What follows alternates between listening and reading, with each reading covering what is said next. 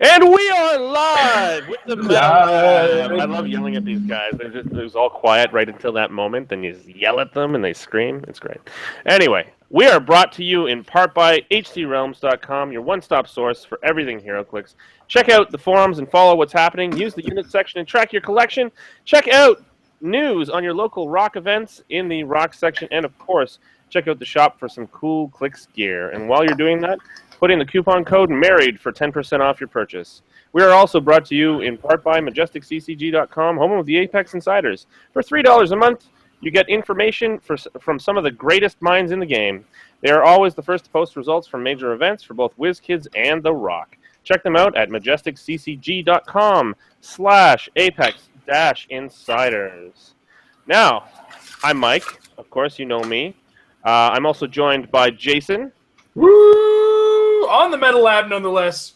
And Jay. Hi. That was really underwhelming. All right. I'm overwhelming. I get it. It's hard to follow this act. It's true. You know, you can't really fill that void once it's there. So, as everybody knows, this week the Joker's Wild Set is coming out. And so today is our piece-by-piece set review. Unfortunately, Tom can't be with us, but he did send his charts. So Yes! Don't worry.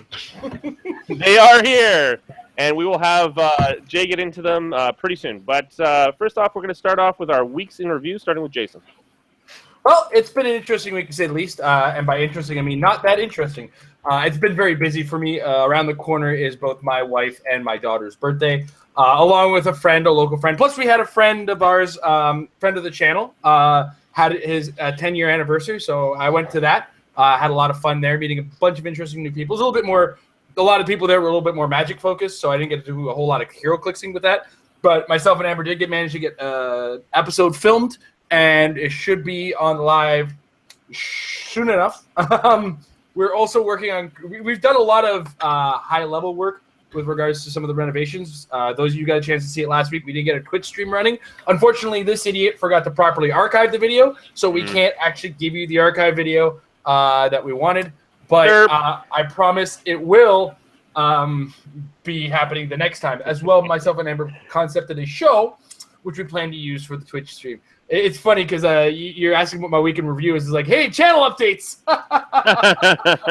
Well, you guys did some pretty fun stuff. I heard that that it was a bit of a bloodbath. That game in particular. I didn't get a chance to watch it myself. You want to give us a quick recap?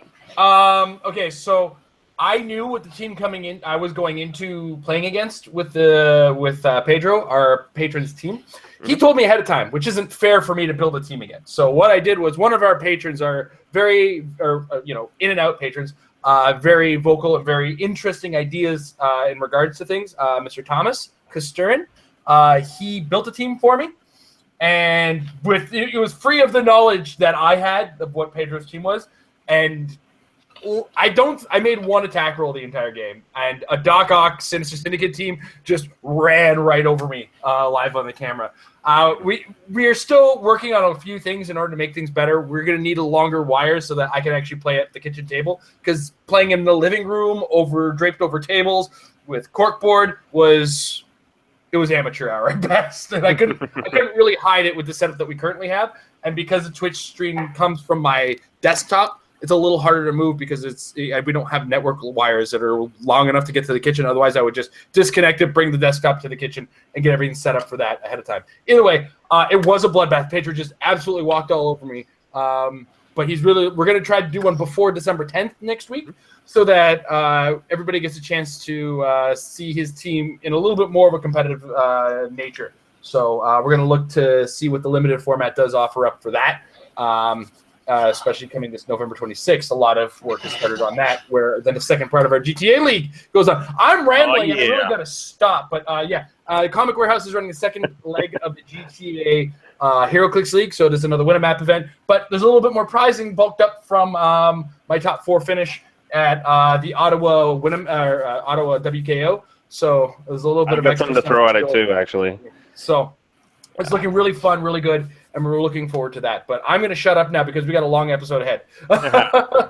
On that note, let's hear from Jay. How was your week? It was a mixed bag. Definitely between you and that other jerk, it was definitely not the best The other jerk competitive. being Manny, and we were both. Oh, don't get me started. Okay, so did not go to a tournament this week as far as locally. But I brought my friend Emmanuel with me to Michigan, and I don't think he's never traveled to a WizKids event before, and I don't think he's ever been to an actual WizKids event before. So it was good to see how good he ended up doing result-wise. So Friday morning we drove, and then we played a bunch of playtesting to get him familiar with the team because he ended up. I gave him basically all the game elements required for the Loki Faust team, and then the next tournament started off pretty. The day of the tournament started off good. Chris Dawkins and I faced each other in the first round again in Michigan again somehow. And even though I was copying the Tom team this time, copying his Michigan winning team and Rock World Cup team, Devil Dinosaur pass theme, he was playing Quinjet. I managed to squeak out a win of 150 to 130. Started the day off pretty okay. Round 2 was against our local extended MetaLab family player Emily, playing her Double Dinosaur Mephisto team, which she coincidentally built like just before Paris wrote that article of his when he first put that up. Yeah, she's been playing that for a while. Mm-hmm. Even with Mephisto on her team, dice did not go her way, so that ended up being a sweep for me. And then round 3 was against that guy that I really like as a person, but I don't like when he's playing teams that I make that are jerky. And I lost to Mike playing Loki Faust again. So then round 4 was a little better with facing a gentleman playing 3 shifting focus Supermans, Brainiac possessing one of them, and then the 1-point Justice League ETA for the defense. Mm-hmm. He played it interestingly. He didn't go as defensive as most people would. He went very aggressive with it, with the hypersonicking in, then turning into defense, then turning into Super Supermans, and I got some good dice rolls and managed to get another win there with the full sweep. Mm-hmm. And then round 5, a 5-round tournament. Round 5 was against Manny. Mm-hmm. And although I had the best showing against the Loki Faust that I've ever had, just it didn't go my way. Because including a reload on the Hawk ID card and probs, I had essentially 2 attacks with a prob each to one-shot Faust, and all 4 attacks failed. Mm. And Jay was sad. And that ended up getting me not into the top 8, but then Manny proceeded to place top 4. How was your finish, though? So although when did you end up coming in? Like 10th? Huh? Where'd you come in? 12th. 12th. Not bad. Was not bad. I went 3-2. And between this and the last WizKids Open, I've only lost to that one team. Mm-hmm. I play teams that have bad matchups against it and lose to it, but then you guys do well. So he ended up in top 4. He lost to PJ, which is perfectly fine because PJ ended up winning, and then you did well too. So it was pretty mixed bag. And then did some BRs, had some fun, met some bands. Always fun to take a road trip and go to Michigan, right? All right. Well, I guess it's my turn.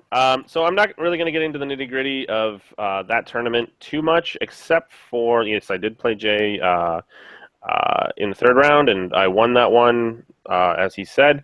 But in the 5th round, I played against PJ Bolin, and great player, really good guy overall, really really fun actually to play with because he doesn't take it too seriously. Although his gameplay versus his attitude kind of contrast because he's pure pro when he's actually playing. And he was playing his Crazy Robots team. It's probably the most expensive team I've ever played against because he has like 3 Ragnaroks, 2 Ultron 7s, 2 Ultron Future Ultrons, Irma, and Solaris. Just money, money, money. But also really cool composition and with the round table and some really, really good call-ins, including a King Thor, which did come out late in the game. Now, this game was very, very unusual. He won the game, but I made 595 points. The way I did that was I killed 3 of his call-ins. I killed a Nick Fury. Who else did I kill? A Nick Fury, a Green Arrow, and the last but not least was 100-point version, or the 100-point start of Trinity War Martian Manhunter. Plus his That's pretty impressive entire... considering your Yeah, it's low not a damage output. damage-doing team. No. It's the yellow power. Yellow power, and never missing anything. I rolled a lot of 8s through 11s, and that's just the way the dice roll sometimes. But what was really cool is it came down to Loki on my team and King Thor on his team, and King Thor was a call-in from the number 3 power, and he managed to kill and one-shot my Loki, but because he took Mystic Feedback, he died immediately afterwards. So he won because he took me out first, and he won with 298 points, but I lost with 595. So that more than doubled my score for the morning, because I'd only taken 20 points from Jay. I think I had a full clear in my first round because I played against somebody who was playing 2 KC figures. It was full points Spectre and full points Shazam. And he fell for the plasticity trap. He didn't realize that the Lust Relic gave me plasticity, and so he's just stuck next to Loki, who's mind-controlling Spectre into killing him, and I ended up taking the whole team. Anyway, that being said, went into top 8 as 4th place for the morning. And I faced a pretty good Krang build and got Kranged. I took I made one mistake, and that was when I rolled any, I didn't choose the yellow power. So if I'd chosen the yellow power and I'd shot the grouping of them, I would have at least taken Justin and the 2 Baxters down to almost dead. And then I would have been able to at least pick them off. That being said, What did you choose instead of the yellow power? I chose the orange power. I chose the what do you call it, tokens? The dampeners? Yeah, the dampeners. Yeah, it was a mistake, but live and learn. And at that point, I mean, we'd already been through 5 rounds. That was round 6, so it's getting a little tired in the day and late in the day. But because I got knocked out at that point, managed to get my prizing and get out of Dodge, so we didn't have to spend money on another night's stay. Right back in Toronto at 1 a.m. That being said, the next day ran my second tournament at 401 Games, which is 600 points. Stick to your own universe rules with bonuses for actually having name team. And the Serpent Society won the day. Thank you, Mike White, for bringing that cool team. All right, so that was my week in review. I think we're going to move on immediately now to Tom's Charts. Tom's Charts. Tom's Charts. They're the chartiest charts ever. Okay, Jay, take it away. Fine, I will. We have cool charts. Thanks, Tom. We love you. So what we see, first one, keywords. So we see Gotham City dominating, especially because, as I recall, a bunch of the villains actually have the regular Gotham City keyword. So that is sitting at around 25 characters with that keyword. And then you see Gotham Underworld barely in second place with around 16. And as expected, Arkham Asylum as well. Fear Number, Justice Society, and All-Star Squadron as well, because those are almost the same keyword, followed by Suicide Squad and some Outsiders, and then a couple of other keywords. Batman Family, surprisingly, being very small. Court of Owls, League of Assassins, Strike Force Cobra with 2 figures, and Star City. Generic-wise, because of the JSA, we have another figures. We have a huge number of past. Fair number of martial artists, a bunch of soldier and scientists and mystical, and then everything else is just a little lower in the numbers department. Team abilities, Batman enemy leads by far, followed by Justice Society with about half of that, and then none making a fair appearance. Then we have a fair amount of outsiders to the sub-theme there, Underworld from all the villains, and then not very many Batman allies, because Batman is actually fairly toned down in this set, and then a couple of police, wild cards, the calculator, and wait, that's weird. Why is there a second thing for Batman enemy? That's Batman. Odd. Oh yeah, weird. I'm gonna call it Batman. on his typo. He put these together like last minute for us because he had a really busy day. Oh yeah, we'll just chalk that up to a little tiny mistake. It might account for another team ability that we're not thinking of right now. What's surprising about this for me, though, is the Nun is much lower than the Batman Enemy and the Justice Society. Although if you look at the set, it actually makes sense. Yeah. Usually Nun takes up like the second slot in all sets. So it's been making lately. So this is another team ability heavy set, which is a nice refreshing piece. Yeah, it's interesting to see that many None anyways, because they're just all of the sub themes have their own team abilities. There's also a lot of simple time in the dealing with Batman things, so more None than I would have expected. I love the sheer amount of outsiders. It's amazing. Mm-hmm. My favorite. So moving on.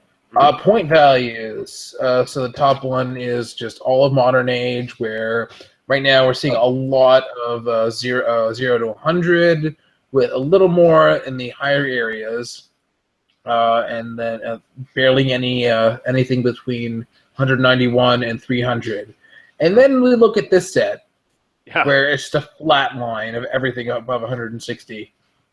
Yeah, we only have Geoforce accounting for the only 160 point piece. A couple of 140s because of the Killing Joke Chair Joker and Jakeem, and a bunch of other ones, and Ra's al Ghul, and then just the set mostly being in the areas of 21 to 30, 41 to 50, and 71 to 80. Mm-hmm. That accounts for a lot of the low point JSA characters and other smaller, non-generic but still named characters, I would say. This is definitely one of those sets where it's most obvious in the trending down theme of things, and I kind of like that idea where you're not just, this could be a really good sealed set because of it. We don't see a lot of super, super strong characters in the set, and I can't wait to see how the set kind of sets itself up for actual full-blown sealed. Isn't it also possible to not have enough points to have a 300-point team? I did the math, and there's a very small chance, kind of like how. Yeah. I think I said Fear. I know I did some math on Fear itself, and it's like you could do a 300 or 500-point team with a pack on a regular basis. There's like one pack outcome that could possibly not do it. We go in the opposite end where it's like you will need both packs for sure. On the off chance, hoping that you can pull something above 100 to kind of tent-pole your team to a degree, because that does work really well in sealed. Right. Yeah, so it's not so much what characters you want to play as what characters you don't. Yeah. There's more choices on what you're not playing than on what you are playing in this set, for sure. It's going to be interesting to see how the 200 and up scene looks like post-rotation. Mm-hmm. Yeah. All right. Because even like the really cool KC pieces aren't even 200, so it'll be cool to see how that ends up turning out. Combat values, we see, as per usual, 7 and 8s are basically in the lead for movement. We see a lot of 10 attack, very little 12, not so much with the 8s, barely any 7s. Amazing to me is there's so few 11s. Yeah, 11 is back, definitely a downturn on the set, but there's a lot on first click.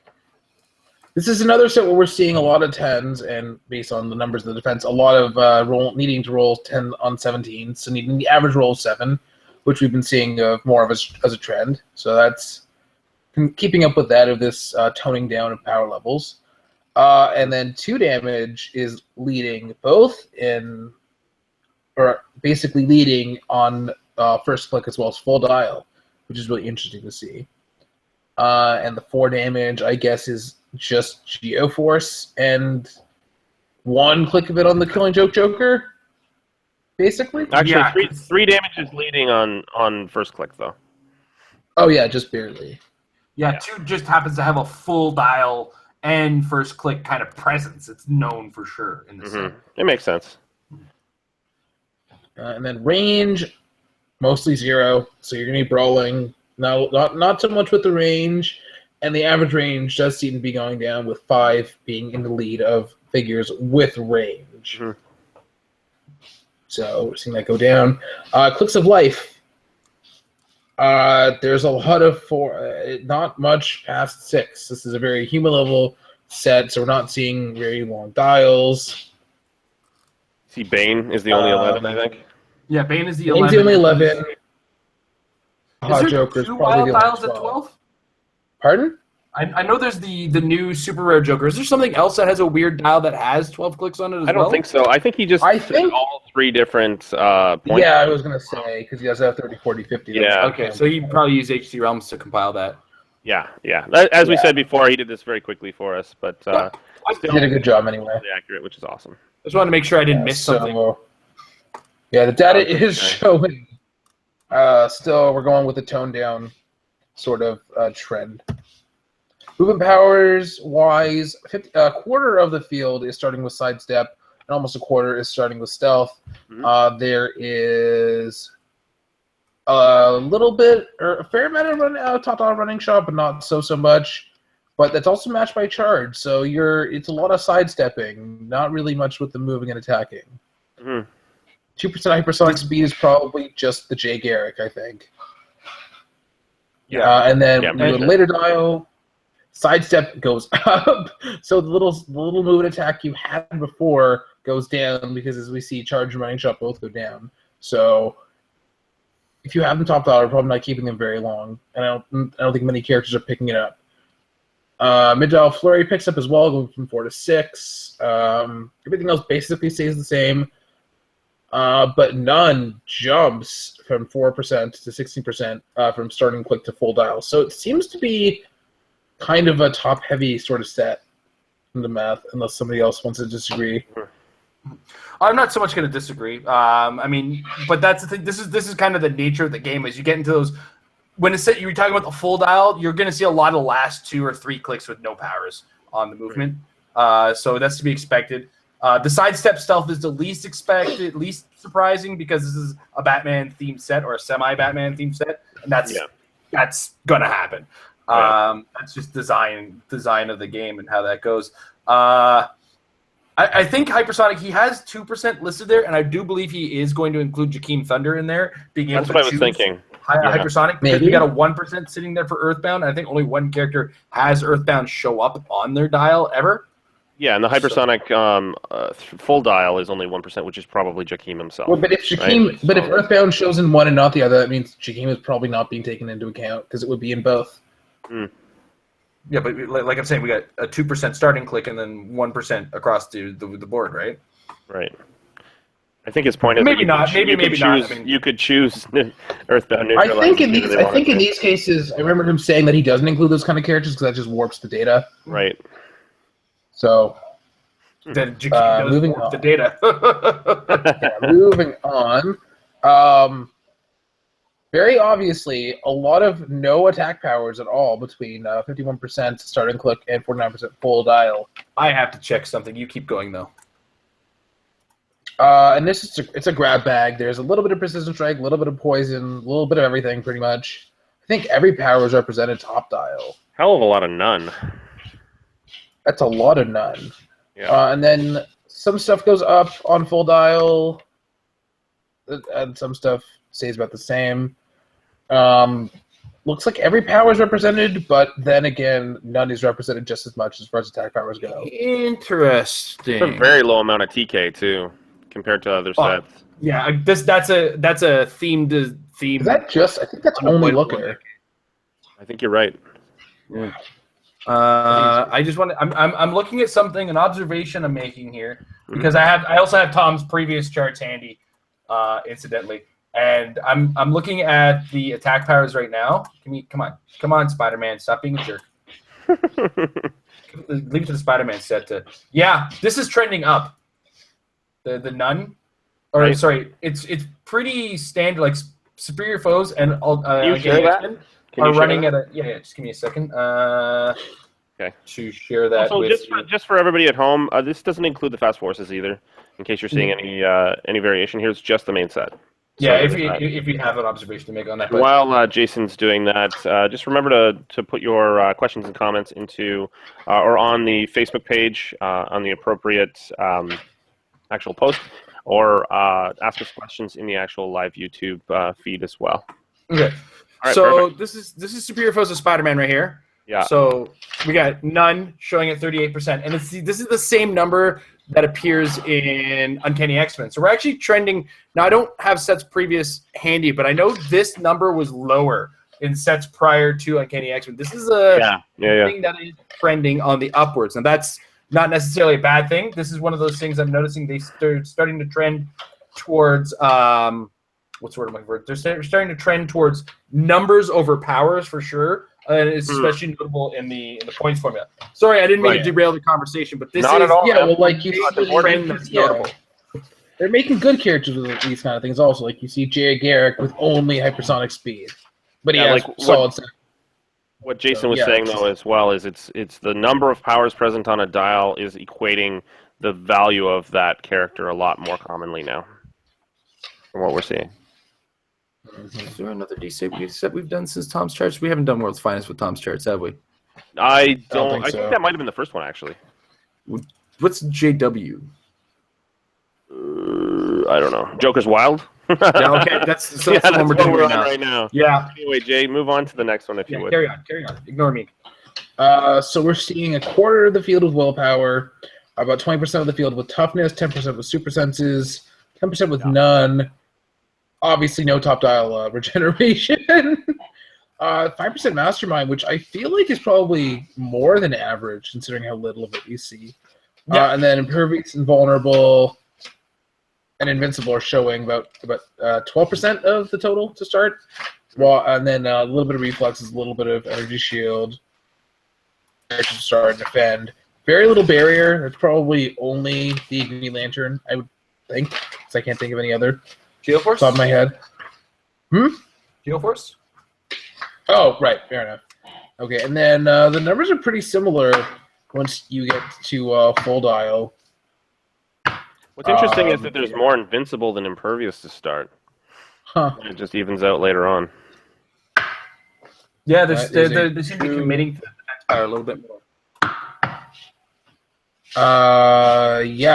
None is not too high on these. Characters are actually still getting defense power, so that's good. They can somehow hopefully avoid damage or whatnot or do things. Any other comments? The damagey? I'm gonna move on now. Yeah. What's that? And again on damage powers, 43% and 42%. And then just another grab bag. There's pretty much everything is represented. Not very much. There's a fair amount of outwit, perplex, and prob. With prob and outwit looking like the leaders at 10%, followed very closely by shape change at 9% to start, and then it gets much more even once you get to full dial with similar numbers for outwit, perplex, and prob. There's some close combat expert, some range combat expert, and other powers with, I think, support dropping to 0 for full dial. And wait, it's supported 0% and also 0 on the starting click. Is there no support in this set at all? It looks like there's 1% in the set. It says 0, but there's a little sliver of yellow. You see that in the? Oh, it's the yellow. Yeah, I could see that. So. Yeah, I think it's 1%. I think this is in there incorrectly. Who does have support? I think the Two-Face has it, but I can't think of any others. So we're having a lot of shorter dials, and we're not having a lot of healers. Two-Face does have it. Yeah, it's a different trend. This set actually follows the trend of damage powers more. Superior Foes of Spider-Man had a very different trend for damage powers, where it had a very low number of characters that had no damage powers. It actually sat in the 20 percentile for that. Great. Observation. That is the end of that. That's all right. That's all there is for Tom's Charts this week. Unfortunately, it is absent Tom's voice. And, you know, I think Jay did a fine job filling Jay in. did do a fantastic job of wrapping it all up and getting it out there for us, especially when we have a whole set to go over still. All right. Well, I think we're about to get into that. Once again, please do put your questions, comments, compliments, etc., into that appropriate post on Facebook and into the live chat on YouTube.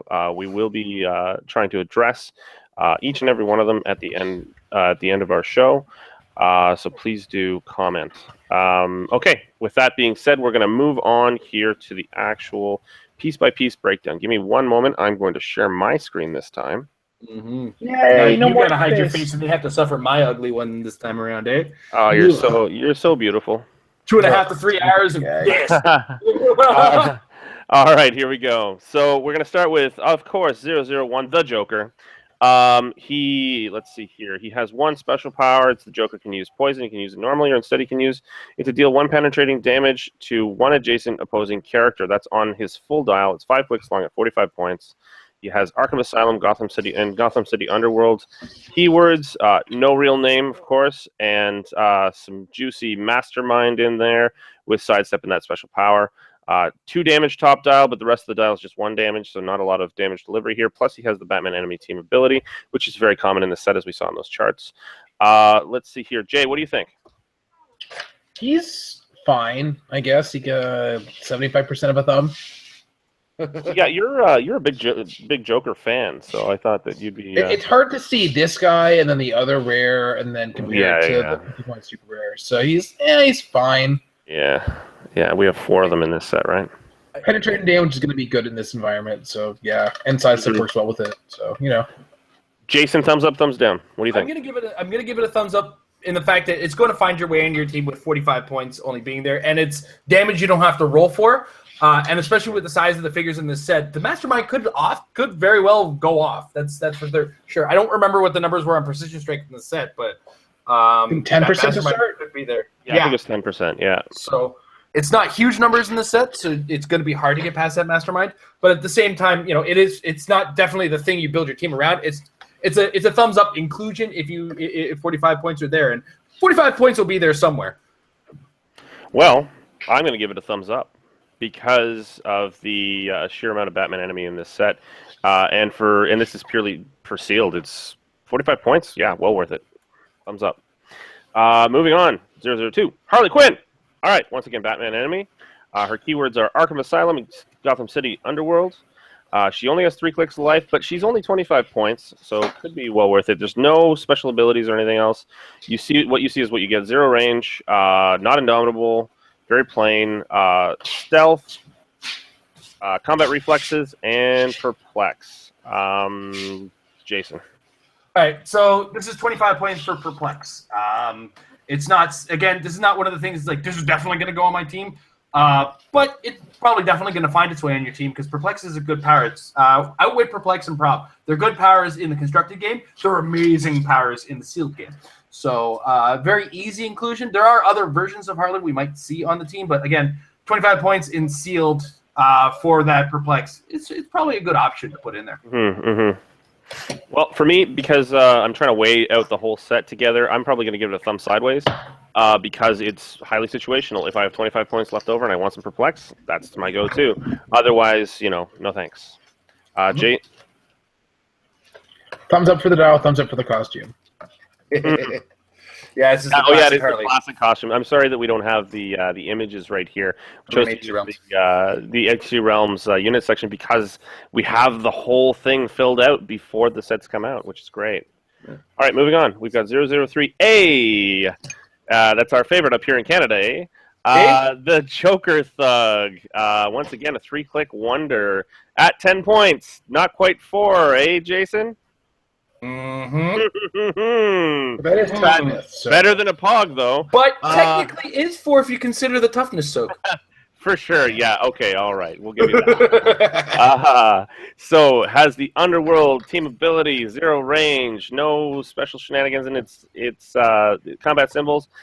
We've got 3 clicks, not amazing values, but we do have toughness and we have empower. So, we've also got Gotham City Underworld's keyword.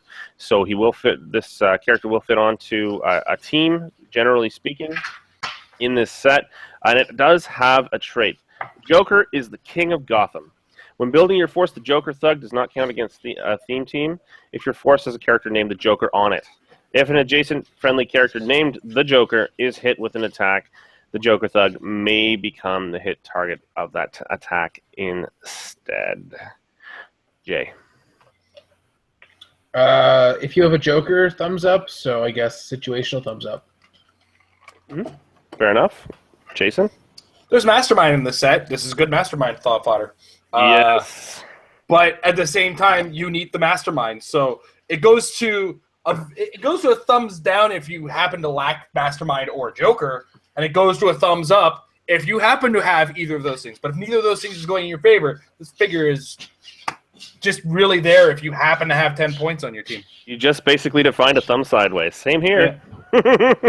Thumb sideways for sure. I didn't read the last part of that too. It says even if would be illegal, which is it's a nice piece of wording that you'll see in a later piece in this set. Let's move on. We've got our first Prime 003B Anarchy.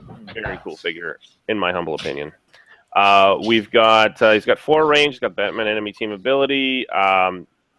No special combat symbols, but we have a trait. Well, first of all, keyword is Gotham City. We've got a trait, which is I've rigged the place to blow, or have I? At the beginning of the game, you may place up to 6 bomb special markers as described on this card on the map, at least 4 squares away from any starting area and each other. Another trait is Bomb Marker. At the beginning of your turn, and if an opposing character is within 3 squares, you may roll a d6 that can't be re-rolled. On a 1 to 3 decoy, remove the marker. On a 4 to 6, boom! All characters within 3 of this marker are dealt 3 damage. Destroy all adjacent blocking terrain, and then remove the marker. It also has a special attack power, which is leaving them a little surprise. Give Anarchy a power action. Place adjacent a special bomb special marker as described on this card. Did they put in the bomb itself? No, they didn't. Here. Oh, they put it on there, eh? No. No, they haven't. That's okay. Okay, Like, that's we get it. It just does this. That's fine. Yeah. So he's 6 clicks long for 75 points. He also has top dial prob, which is pretty useful. In terms of primes, I'm actually going to take this one first. I'm going to give him a thumbs up because I love primes, and I get to do that. I think he's actually really good. I think he's good in the sealed environment. I think he's good outside of the sealed environment as well. Lacks some mobility, but I mean, he does have leaps, so he can get around. But you got to plant him, then place a bomb, and take a push if you're doing it 2 turns in a row. So yeah, thumbs up. I think his mechanic is really cool. Some interesting shenanigans. Jason. Oh, this guy's a play. He's 75 points, and what you get for 75 points, you put him on your team. Like, the second I see this Anarchy, there's a 97.9% chance I'm going to play with this guy on my team. And the other odd percent is that I happen to somehow ungodly pull a Jakeem Thunder in my other pack. Again, that's not going to happen very likely, but on the odd case that it does happen. But yes, definitely Anarchy, play him. Thumbs up. All right, cool. Jay. You should play him. Thumbs up. And it's also worth noting that the rules forum just today posted saying that his bomb markers are actually independent of him, so you cannot just kill him and get rid of them. They are there to stay. Mm-hmm. That's very cool. So they go off even if he's not on the map. Mm-hmm. Or not just off them, but he's actually keeping KO'd.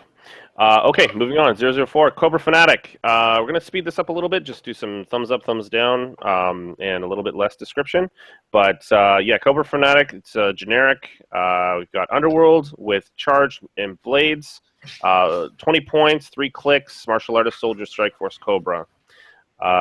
Jay. Thumbs sideways? Okay. Jason? I'm going to include him on the off chance that there's a 50% chance he's going to do more damage than those 20 points are worth. So, yeah, I'm going to give him a thumbs up just for that chance.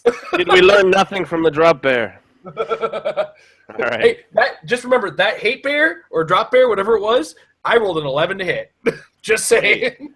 I one-shot Baron Zemo with those drop bears. Yeah. Like, that's crazy. Anyway, moving on. 005A and B are identical, just male and female of the Court of Owls Initiate. We'll go to the lady here first. They have identical dials, though, so we'll only discuss one of them. Yeah, once again, Underworld. So you're seeing this is a very common team ability. We've got stealth and some exploit weakness on our last click. Some good mastermind fodder. Has 1 trait, which is when damage is transferred to Court of Owls Initiate. It is reduced by 1. Pretty useful. Jason. No. Like, the only chance that I'm going to be playing the Court of Owls is if I pull. I think the Assassin and Talon can make use of them, but if I don't have them, these guys are not finding their way to my team. I'm giving it a thumbs up. I'm giving it a thumbs up. because it doesn't say it has to be Court of Owls to do that. So that's just, it's not an instant thing. I'd rather have the Joker's Thug over this, right? Because the Joker's Thug has toughness. Yeah, fair enough. Jay? Thumbs sideways because you can make them taxis with the Underworld team ability. Mm-hmm. But other than that, and if you have Mastermind, but on their own, no. Good point. Denegarian. Oh, God. Oh, God. Why are we looking at jeez. this? Just Why? leave this. Can we just No. Thumbs down. Thumbs down. Stop talking. For everybody. This is not a Denegarian. Okay, Commissioner Gordon. 007. There is one situation. No. You absolutely need a taxi for Anarchy, so you don't have to push to pop the bomb.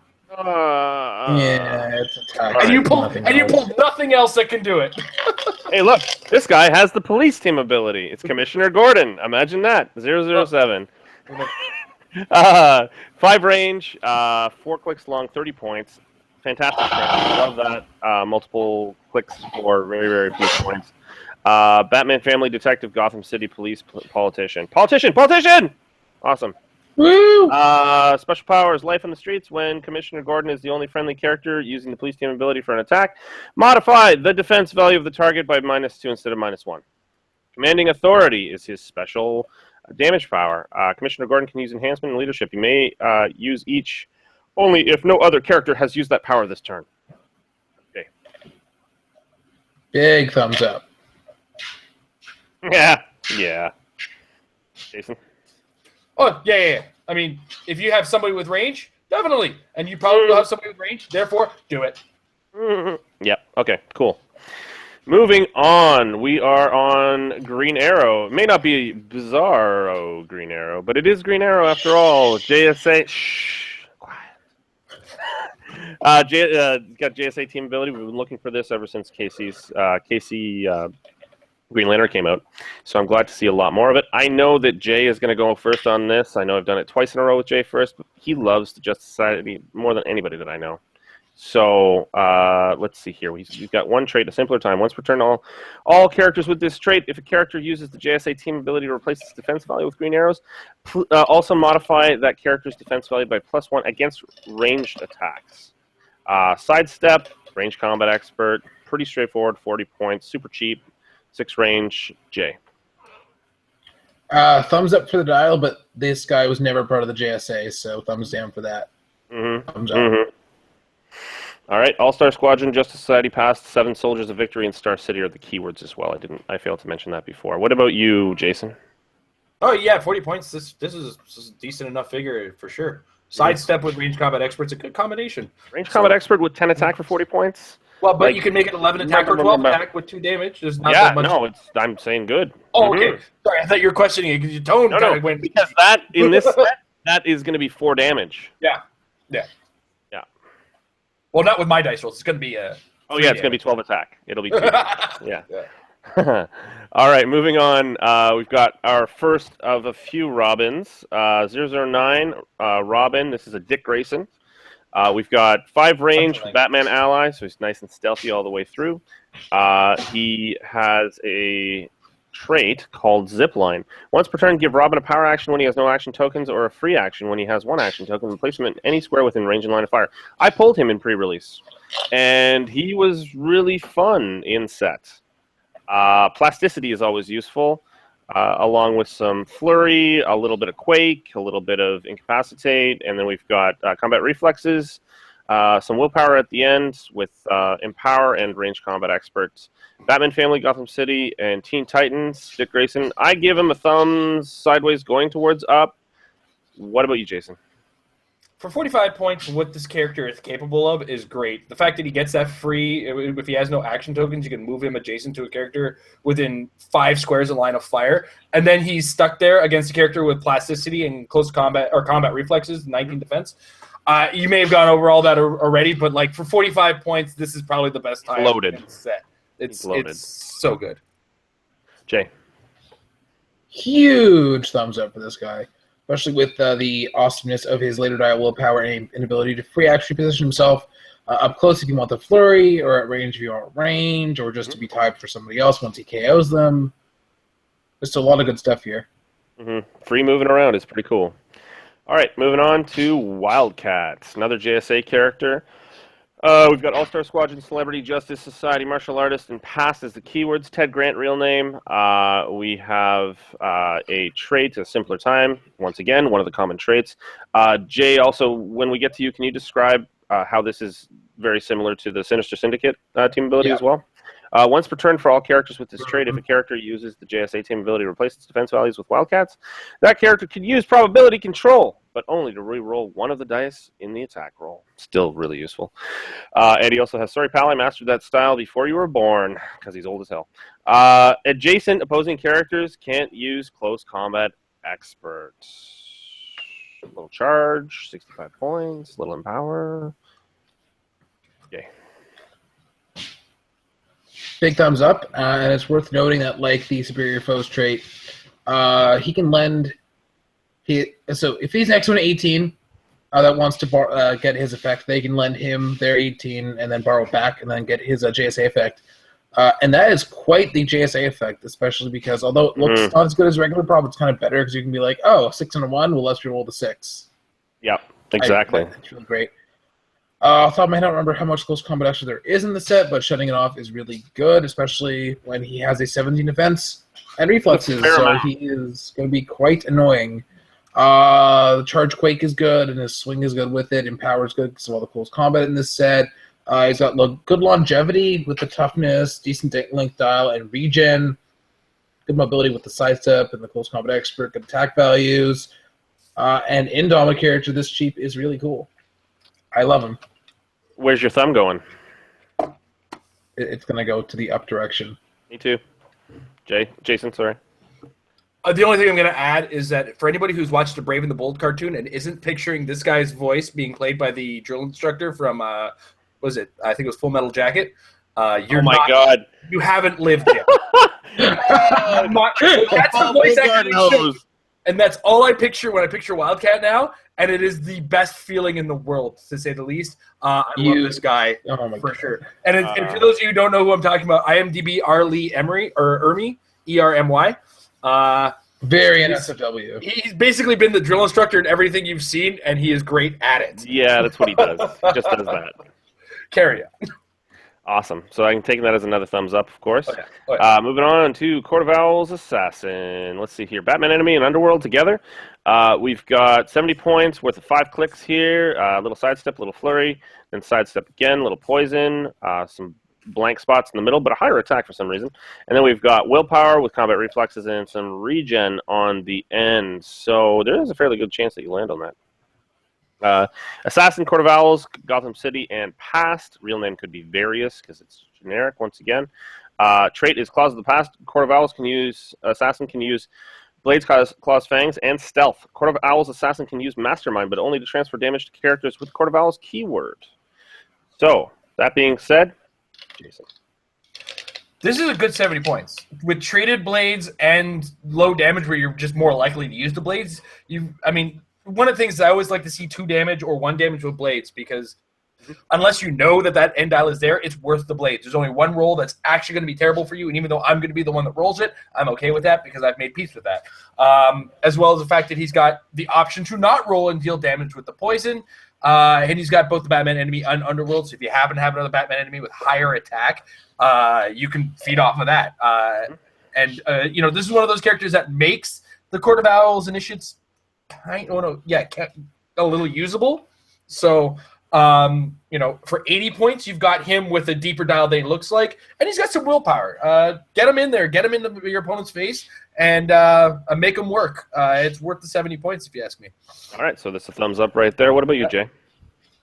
That is a big thumbs up, considering that traded blades. It's to go with the flurry and 11 attack. So a really surprising mid-dial offensive spike there, and that one that Jason's going to love. I'm going to need. That's a big thumbs up. Yeah, I give him a big thumbs up as well, actually. Same reasons as you guys. Well said. This Moving is a on. Common slot. I know, right? The comment slot's amazing in this. All right, okay. So here's Amanda Waller again. And there's no picture, but she's back to being the big girl again, which is good. I felt like there was a little bit of fat shaming going on with the New 52 version, but we're back to that. So we've got Suicide Squad team ability, along with 5 range, some stealth, some leadership here, of course. Politician! Suicide Squad, Amanda Waller, real name, and then we've got the trait, which is there's no squad without the wall.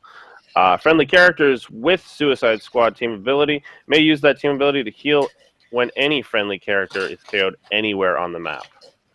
What? Jay. Suicide Squad team ability is really good, and you don't have to have it in KO to use it, so it's basically friendly characters with the team ability just get to heal when anything dies, and I don't think there's any POG producers in this set, but oh wait, there are. Oh, there totally is. Yeah. She's still a situational thumbs up because that's basically all she does.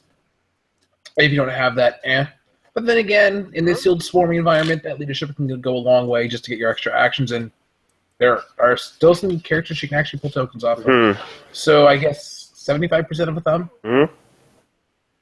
I give her 90% of a thumb because of that leadership, as you were describing before, regardless of that trait, and that trait's pretty awesome. Jason. I think this is a cheaper character, but they gave her Indomitable. Why am I going to give her user Indomitable? There's a cheaper figure in there that should be in there that we're not being given. So you're saying she's 15 points, really? I'm saying she's probably 15 points, maybe even, I don't know, yeah, probably 15, maybe 20. But that Indomitable, I think, is bloating her cost, and because I'm not going to be using it, it little upsets me a little on the design side of it. That said, you do have to pull the Suicide Squad to make her trait work, but again, I don't think I'm paying that much for that trait. And while there are some characters and some POG producers, I don't think she's very much a last-second inclusion. I have to put her a thumbs down, again, because there's so many things have to fall your way to want to put her on your team. All right. Well, moving on. We are on to Colonel Rick Flag Jr. Once again, Suicide Squad, 5 range, a little running shot top dial with some precision strike and some willpower, 3 damage, 60 points. Soldier, one of Jason's favorite keywords, and Suicide Squad. Rick, his real name is Rick Flag Jr. His his trait is Squad on my position. Increase Colonel Rick Flag Jr.'s defense value by 1 for each friendly character that shares a keyword with him. Soldier and Suicide Squad. All right, Jason. The defense is 16 as far as I'm concerned until I see more Suicide Squad in my packs, which means I have to start building around this guy, which makes me weary. Which is why he gets a first-hand thumbs down until, it again becomes based on the packs, right? He's relatively decent stats, and if you can pull, he's pretty good. But instinctively, he starts as a thumbs down until the packs go your way. Okay, Jay? In my opinion. Yeah, pretty much the same. He's only okay offensively for the points, so you really need to get some Suicide Squad in there to help. So, yeah, he's a firm thumbs down for me as well. All right, moving on. We've got Black Lightning. What? Let's deal with this stuff here. Once again, my favorite team ability in the game currently is Outsiders. It's the only minimum 10 range power that remains after some harsh cuts many years ago, apparently, way before my time. So, yes, Outsiders, 8 range, running shot with his special attack power, which is Arc Lightning. Black Lightning can use Incapacitate with 3 targets. When he does, after actions resolve, each hit target is dealt 1 penetrating damage. Oh, my God. 75 points, 17 defense with willpower, and enhancement top dial. We do end up with a little bit of Pensai near the end of his dial, and the last 3 clicks do have energy shield deflection, so he does at least gain 1 defense from range compared to his top dial as it goes through it. I'm going to weigh in here. I give him a thumbs up because Outsiders is amazing on its own. 75 points for 5 clicks that actually all do something is pretty good. Yes, the attack value does go down quite a bit near the end, but I still think he's well worth it. And he does become a close combatant in the middle with that close combat expert. So yeah, I give it a thumbs up. The 3-target incapacitate thing is insane. What do you think, Jay? Definitely a thumbs up, and if you can ever pull off that 4 damage, oh my god. And the Outsiders should also help combo well with that to actually make sure that he can hopefully make some hits with it. So Yeah, for sure. a beautiful thumbs up. Oh, combine him with that Batman. Oh. Jason, what do you think? For 75 points with one of the highest ranges in the set, it's probably almost an auto include just to keep that kind of distance. The only concern I run into is when we were looking at the charts, 23% of the set starts with stealth, and he doesn't get around that. No, he doesn't. It's a minor concern because I think a lot of the main targets that you do want to hit with this guy in a sealed environment are going to be available to you at that range. Plus, you have the outsiders to stop any of those energies. So, yeah, he's an include. Just be aware and don't get frustrated when you run into a lot of stealth when you do include him. But 75 points is still only a quarter of your team. You got lots to go from there. Moving on, Harvey Bullock. 35 points, has the PD team ability, 4 range, has running shots with 10 attack. Wow, for 35. 16 defense with toughness. He's got toughness throughout his dial, along with some enhancement towards the end. 3 damage to start with. And then he has a trait, which is sometimes you got to break the rules. If an opponent wins the roll to determine the first player and does not choose Harvey Bullock's controller to be the first player, characters on your force with the police keyword can use sidestep this game. Once again, I didn't say this before, but detective, Gotham City, and police are his keywords. Jason. 35 points, starting with running shot, 10 attack, 3 damage. I mean, he's very disposable in that sense. In the fact that as well, there's enough police that his trait may go off. You don't frequently build too often with theme teams in sealed environments. Which means there's a good chance, there's an often chance you're stuck in a 50-50 roll, and if you lose and your opponent doesn't let you go first, he's given any character with police keyword sidestep. There's enough of them that makes that kind of interesting. I'm going to give him a thumbs up basically because he's that throwaway 3 damage, 10 attack thing. Yeah. he's disposable, and I'm okay with that.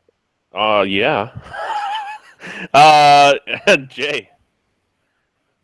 I just looked it up, and there's only 4 characters with police in this set, so that's going to force me to give him a half a thumb.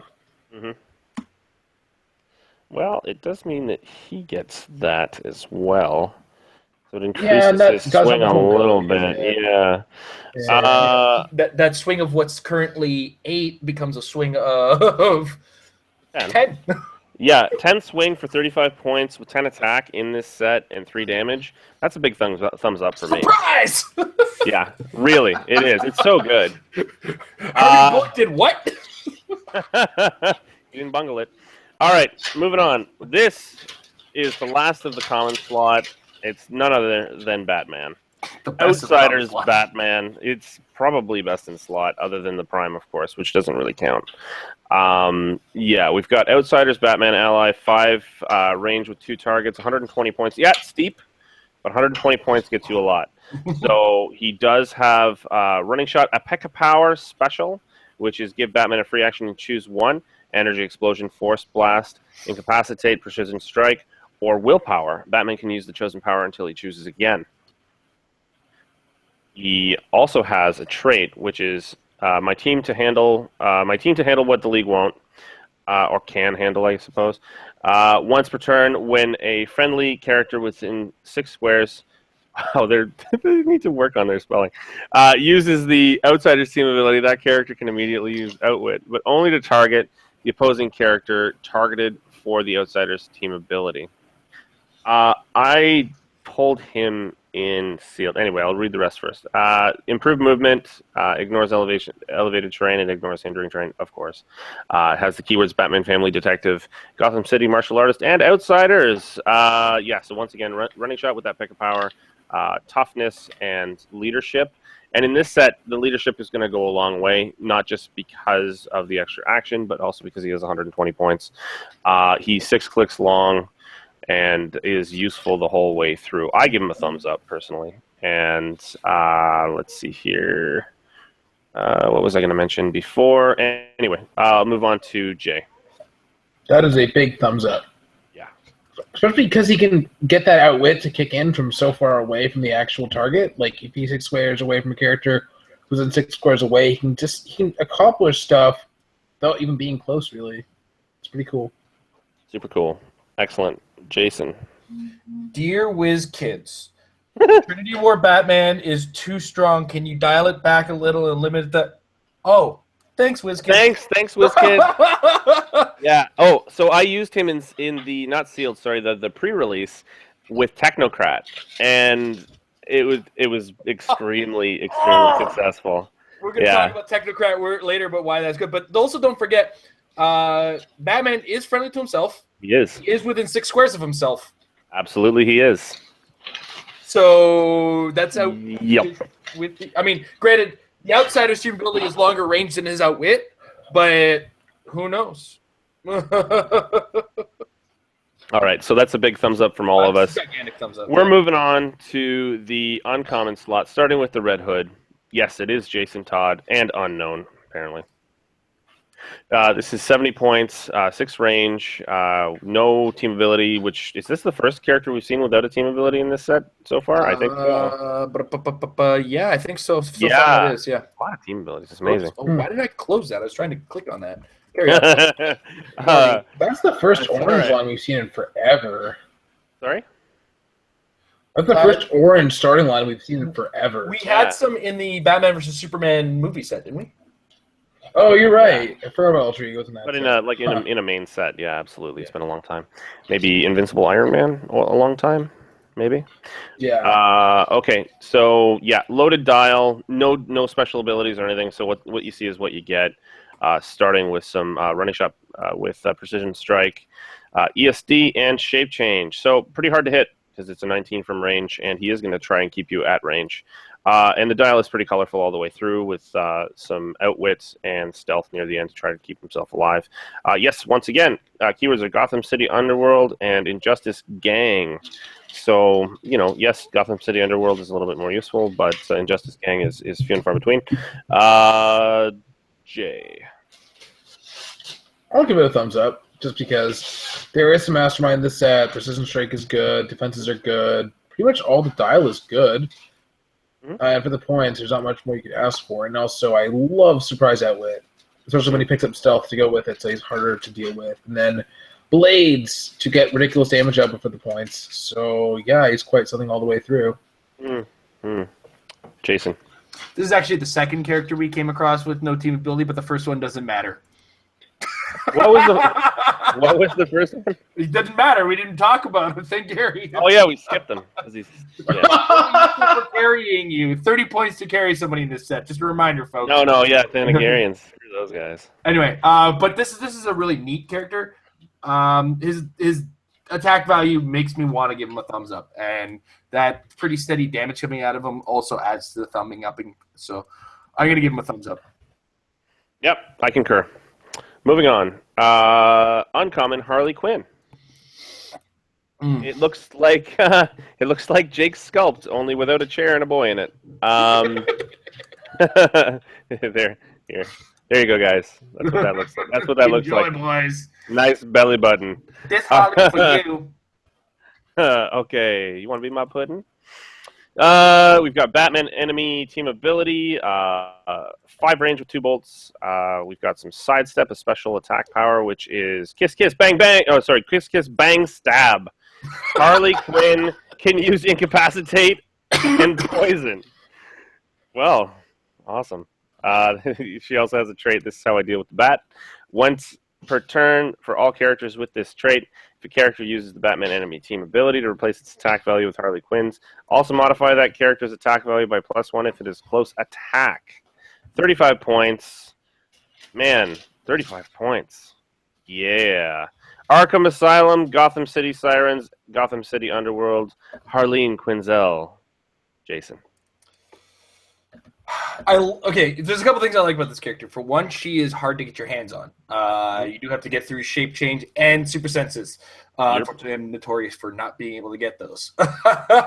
So I get a little turned off by it. But at the same time, as well, the set was very heavy on 2 damage across the dials and whatnot, but there is still quite enough characters with 3 damage off the top that make me worry about this character, worry about this Harley. That second dial, I almost consider a second click non-existence, and in a lot of cases, that third click almost non-existent as well. So it's really just, is that first click worth the 35-point investment? And to a certain degree, it is. If but at the same time, this is definitely not going to make first choice for the team. This is a last choice filler for sure. So I will give her I'll go with Tom's style of marking things and give it a thumbs down because of that. All right, Jay. Double target incapacity is good from range. Sights of poison's good. Defenses are decent. That's not a bad push either. With if you can borrow a better attack and close combat all the damage, that's pretty good to go with stealth along with it. And she's a decent team player, being able to give the +1 attack from close, so she can be sidestepping next to somebody, make a range attack, and be a decent little team player. And for the points, you can't really ask for more, but also, yeah, she's not an auto-include as much as just really good filler. Well, I roll super senses and shape change all the time, so thumbs up for me. You mean you like Loki? Maybe a little. Maybe two of them. All right, moving on. Our man. We've got JSA once again. No range. That's thanks for that, Jay. Thank you for that. Look at the top comment of the Once again, everybody, this is Jay. And We're going to start the opinion of our man, I guess. Thanks for that. He's 25 points, so super cheap. Justice Society, past scientist. I like scientists. And Tom likes past. So he also has a trait of simpler time. Once per turn for all characters with this trait, if a character uses the JSA team ability to replace its defense value with Our Man's, that character can use probability control, but only if the attack roll has been a 6. He also has a special movement power, which is top of the hour. Give Our Man a move action when he is adjacent to blocking terrain and not holding an object. When you do, after actions resolve, Our Man is holding a standard light object. He does have super strength and no movement attack. 5 clicks long for 25 points. Indomitable. Jay. I will never, ever... Oh, I'm sorry. Hold on, Jay. Just hold your tongue. All right, there we go. Yeah. I will only That's a play thumbs this down. figure. I will never play this figure unless it is passed to me in a draft and I have no choice. I'd use it as mastermind fodder. You know, he's a thumb sideways for that reason, because there is a fair amount of mastermind in this. Jason? Oh my god. Again, not an auto-include, but I think this is a better bullet sponge than those 10-point characters above him. In the fact that you get that last click that does have regeneration with Indomitable. Yep. You don't mind regenerating with him, and thus frustrating your opponent with a 25-point character. You could actually probably outweigh your opponent's effort by trying to kill this guy. Like, if they're putting way more effort into killing the 25 points, it could end up being worth it. So I'm going to give him a thumb sideways, because if I have 25 points left over and I do have this guy, and I also have some stealth, I can just be making my own light objects all over the place, right? So Yeah, fair enough. Yeah. Moving on, we have Tattooed Man. This is 020. I haven't been saying the set numbers. Suicide Squad. Team ability. Pardon me. 60 points. He has 5 clicks. He's got a special movement power, which Tattooed Man can use plasticity and stealth. If he has an action token, when he attacks, modify his damage value by +1. He does have poison, which is pretty useful in this set. Some toughness, some shape change, some blades littered in the middle there, along with combat reflexes and some exploit, blades exploit. And some stealth with a little regen. We've seen a lot of regen last click, actually, so far. So, yes, he is a member of the Suicide Squad. His real name is Mark Richards. Jason. WizKids, why didn't you like Tattoo Man as much as I do? For 16 points, this isn't a bad dial. I got to put it out there right now. Plasticity and stealth is a decent combination of powers off the top to go with his poison. Shape change to make him that much more obnoxious. Overall, he's not a terrible figure. I want more out of a Tattoo Man myself. Again, though, I'll give this a thumb sideways. I'm pretty sure there's some more improved options in the common slot over this guy, but that's kind of why I put it sideways on him. He's just not exciting. Mm-hmm. Yeah, sideways. Okay. Pretty much everything Jason said. Okay, that's sideways. Okay, moving on. We've got Razagul. He is something. 140 points. Yeah, Batman enemy. Oh, he's got 12 attack with Batman enemy. It's pretty awesome. Batman enemy calculator, 6 range, special movement power, which is Ra's al Ghul can use charge and flurry. Charge flurry blades. Hello. He also has blades there with ESD and a special damage power, which is Ra's al Ghul can use outwit. Opposing characters within 6 squares can't use the Batman ally team ability. That is pretty useful. He also has 2 traits. First of all, some improved movement, ignores hindering terrain. Then he's got Lazarus Pit. During the place objects phase of setup, you may place a Lazarus Pit special marker as described on this card in an unoccupied square, at least 6 squares from any starting area. And the Lazarus Pit, which is when any character occupies the square with the Lazarus Pit, you may give the character a power action and roll a d6. When you do, heal the character equal to the result. Remove the Lazarus Pit from the map, and the character possesses Battle Fury for the rest of the game. What? Assassin, League of Assassins, Martial Artist Past, Ruler, Jason. Oh, I get 2 in a row. Awesome. Did you pull this guy to pack? Do you have a pulse? He is on your team now. Oh, actually, I do have one of him. Yeah, I do. He's awesome. He's immediately on your team. In addition, any JSA members that you have on in your packs, throw them in with them. Might as well. Now you can share that 18 defense with them. This is such a good uncommon. Oh, yeah. No, he's awesome. Oh, my God. I can't believe this is an uncommon. Well, we've seen the commons already. Oh, look at them. They're just incredible. Jay, what do you think? Step 1, you open this guy in your pack. Step 2, you play him. Step 3, there is no step 3. That's all you need to do. Considering that other than Geoforce, he is one of 2 or 3 characters that are 140 points or above. There are no other than Geoforce.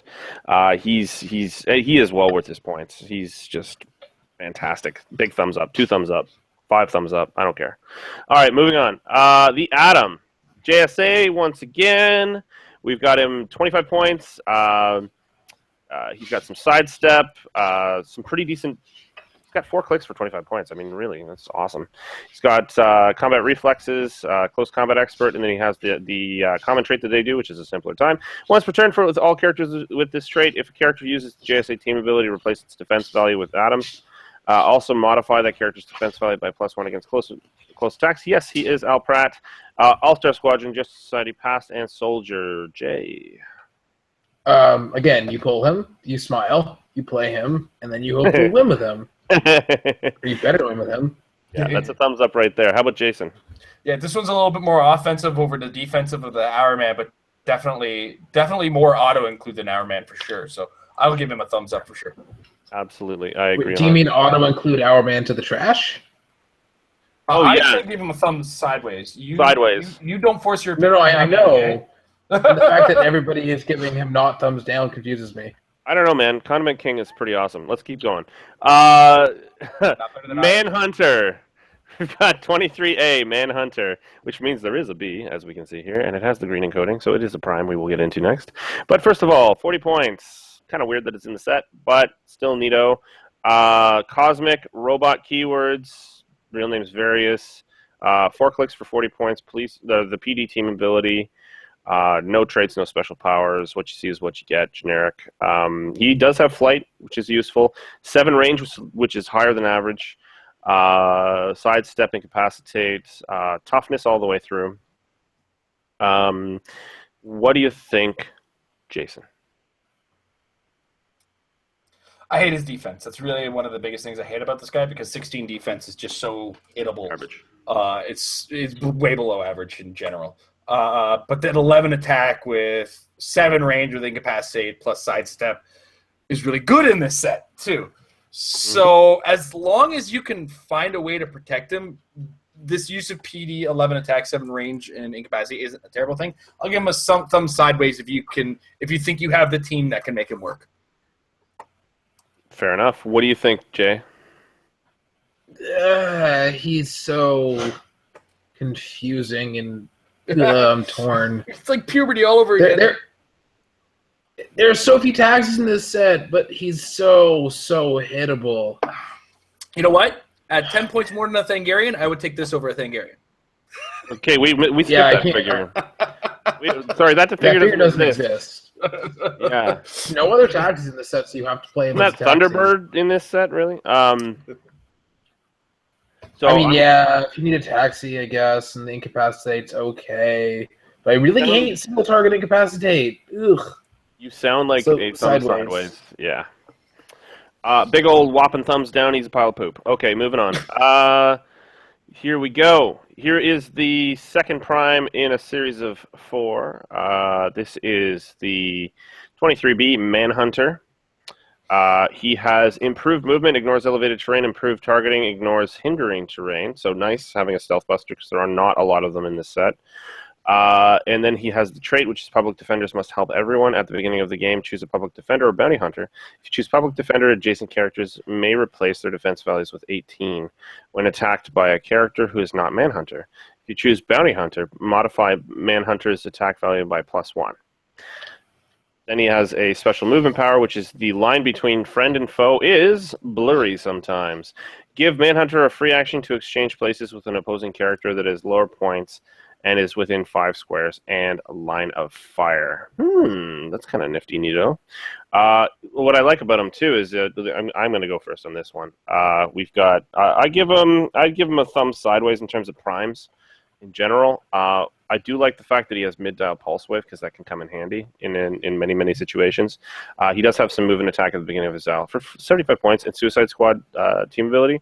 Pretty useful. Once again, this is one of the 5 that have police, the police keyword in this set? You said 4? Okay, well, he's one of the 4.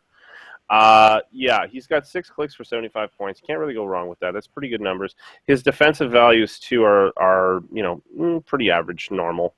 But, if he is... He's not adjacent to himself, so he can't replace his defense with that 18.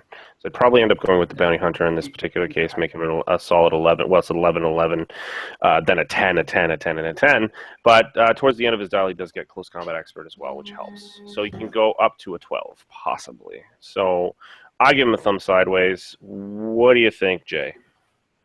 He doesn't really feel like a prime to me.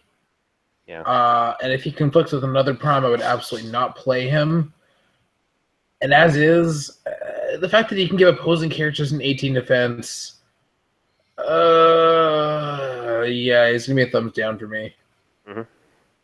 I'm so deeply conflicted by this character because he's a positioner's dream in the fact that he can give his own characters 18 defense while blocking, something with, a reasonable defense for Manhunter to hit. I'm going to give him a sideways because this is what my brain would be going through while trying to decide what I'm going to play in sealed. This guy is just breaking me on how much I want to play him, but how much he can bite me in the keister because I will want to try to use that public defender pad, I'm sure. Right in the keister. Right in the keister. Right in the keister. Oh my god, you nerd. I think if you get a bunch of Suicide Squad in your polls, then yes, play him. If I pull another Manhunter like the normal Manhunter, I'm probably more inclined to use this guy. Fair enough. All right, let's move on. We are going to Technocrat, which I mentioned earlier in the day. 80 points, outsider, 6 range. He is a flyer, and as we said, that's a little more rare. In this set, he's got the Outsiders and Scientist keywords, Jeffrey Barron, real name. Improved targeting, ignores elevated terrain. Unusual. He has a special attack power, which is Skyline targeting microbots. When Technocrat makes a ranged attack targeting a single character, increase his damage value by 1 for every 2 squares away from the target. The target is from Technocrat. Pretty useful. He also has a special damage power later in his dial. So it's the first 3 clicks have that special attack, and then the last 3 clicks have the special damage. Need time to run to the numbers. Give Technocrat a power action and choose Outwit or Perplex. Technocrat can use the chosen power until he uses this power again, or until he takes damage. Okay. Jason. How much have I been drinking the night before? Because that's if I have alcohol poisoning right now, it's the only reason I'm not playing Technocrat. So 3 days of the week. Okay, he's gotcha. Basically 10 attacks, 6 damage with the mobility options that you get out of him. for one flight, and the fact that he can ignore elevated terrain for line of fire. It comes with the Outsider's team ability, so you can make sure that it's 10 attack and whatever your defense is.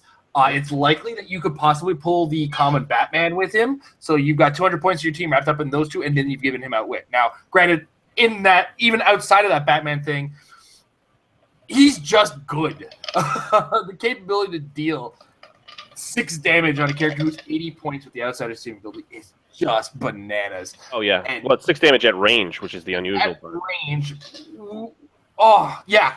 He's an include for me, for sure. Thumbs up, auto include for me. Cool. Both of us thumbs up. Jay. Why is this set have the best uncommons and what? Because I think they designed the set with sealed in mind. Yeah, and from what I've read, the both sealed maps for the set involve elevated terrain. So you pull this guy, you play this guy, and that's all you need to do. That's it. And hope that you pull the Batman to go with him, because that's 200 points of awesome. It's also this is one of those characters that's also been given an advantage by the new cards, because you cannot accidentally use his power on his last click and push him to death. So that's a good thing. Mm-hmm. Oh, there's that Earthbound that we were talking about. There it is, right there. Doesn't matter. He's an Outwitter or Perplexer at that point anyway. Moving on. Hawkman 025. Hawkman Justice Society. Hawkman. All-Star Squadron Justice Society Past Warrior Keywords. Carter Hall. JSA team ability, along with it's only 30 points. 10 movement, charge with flight, 11 attack, 18 defense with toughness, and 3 damage for 30 points. And then he has the trait, which is a simpler time once per turn with all characters with this trait. If the character uses the JSA team ability to replace its defense with Hawkman's, also modify that character's defense by +1 against close attacks. Jay. Those are some good combat values. He's a taxi in this set with a few taxis. That's some decent dial length, including the toughness. And yeah, I would definitely play this guy. So that's a thumbs up. Yeah, thumbs up for me too. It's one of the better of the JSA pieces, even. Jay or Jason? Dear Thangarians, he's a Thangarian. What's wrong with you? Why can't you even Thangarian? You even Thangarian. Yeah, he's great. I mean, 18 defense with JSA and makes it +1 close combat. If you happen to be carrying somebody into base contact with this guy, they've got 19. Your friends have 19 defense. He's a great. Yeah, he is the good. His 3. I mean, he may have less clicks for 30 points than some of the other things we've previewed so far, but he is awesome. Moving on to number 26, which is Bronze Tiger Suicide Squad, League of Assassins, martial artists, keywords. He does have the Suicide Squad team ability. He's 60 points, no range, has a special movement power, which is Bronze Tiger can use Charge, Flurry, and Sidestep. Awesome. Let's see here. He has a smattering of different... So that special movement power is on the first 3 clicks with Sidestep on the last 2. He has a smattering of Precision Strike, which is followed by some Blades, Claws, Fangs. He also has Super Senses on his first click. Jason. Dear WizKids, we get it. You like Bronze Tiger. Come on now. Thumbs up. Thumbs up. It's just a great character. It is. It's really good. I can't believe this is only 60 points. Ridiculous. Totally absurd. Yeah, because he can move 6 squares for that charge. That's crazy. Yeah. Or he can move in with that charge and then move out. Yeah. Jay? Jason said the same things I was going to say and the same joke. So, yeah. That's 3 thumbs up right there. All right, cool. We're moving on. We've got another Robin here. This is Jason Todd. This, in previews, when this was previewed, Jason sent me his picture. And, it wasn't even previewed, sorry. It was one of the ones they pulled for their unboxing. He sent me the picture of the card and with the trait 1-900 live or die. And he said, if this isn't funny to you, we can't be friends anymore. It still makes me laugh. It is funny. Oh, my God. All right. 70 points with the Batman Ally team ability. 4 range double targets. Brute Gotham City. martial artist. Yes, real name Jason Todd. Improved movement, ignores elevated terrain, along with that crazy trait, which is when 1-900 live or die. When Robin would be KO'd, both players roll 2d6. If the result of your roll is higher than the opponent's, you may instead replace Robin with number 17, which is Red Hood, on his orange starting line with that one action token. So we've already previewed him. You know what that looks like. And we will go with Jason on this one. I'd play him just to talk about the trait several times in the same game. Just like, Well, so I've his done trait, stuff like that. 1-900 live or die. I'm just going to say it like regular. No, but honestly, he's okay. Very okay. But I can see myself choosing better figures as far as dial is concerned. And if I do recover from the laughter, I'm not likely to first pick him on a team for sure. He's probably sitting there, and I'm probably sitting with 3 figures in one hand and him on the other hand of the last pick thing. So instinctively, it's a thumbs down because I'm more likely to go with the 3 figures over him. Yeah, Jay? Yeah, I wish there was a better dial here to go with that trait, so that's unfortunately a thumbs down. Yeah, big old poopy sunshine thumbs down. Here we go. So for pure humor value, he gets a thumbs up. Oh, yeah. For themey goodness on the card, for sure. Moving on to Vicky Vale. I always just flash back to Tim Burton Batman whenever I hear that name. Okay, so we've got 25 points. Gotham City with reporter, real name Vicky Vale. Has a little bit of stealth, some willpower, and you probably want to push her to a second click for that probability control. Has a trait, which is the world needs to know your comment. At the beginning of your turn, you may choose an opposing character within 4 squares in line of fire. Until your next turn, that character's combat values can't be replaced and can't be modified to be higher than its printed value. I guess they're kind of getting in on that reporter thing they had going with the previous set. It's good to see design continue beyond one set. Yes, well, it's good for new players in particular because they get used to certain things. Okay, so Jason, go for it. Probability control is amazing and sealed. And in a set where you got the Batman enemy team ability and the JSA team ability being the most common team abilities in the set, the ability to stop you from replacing or increasing your values is really a strong power when it also added on to the fact that this character can use prob. Now, unfortunately, it does require a certain amount of positioning, so don't expect the Flash to be not getting JSA team ability up or to be upping people anytime soon.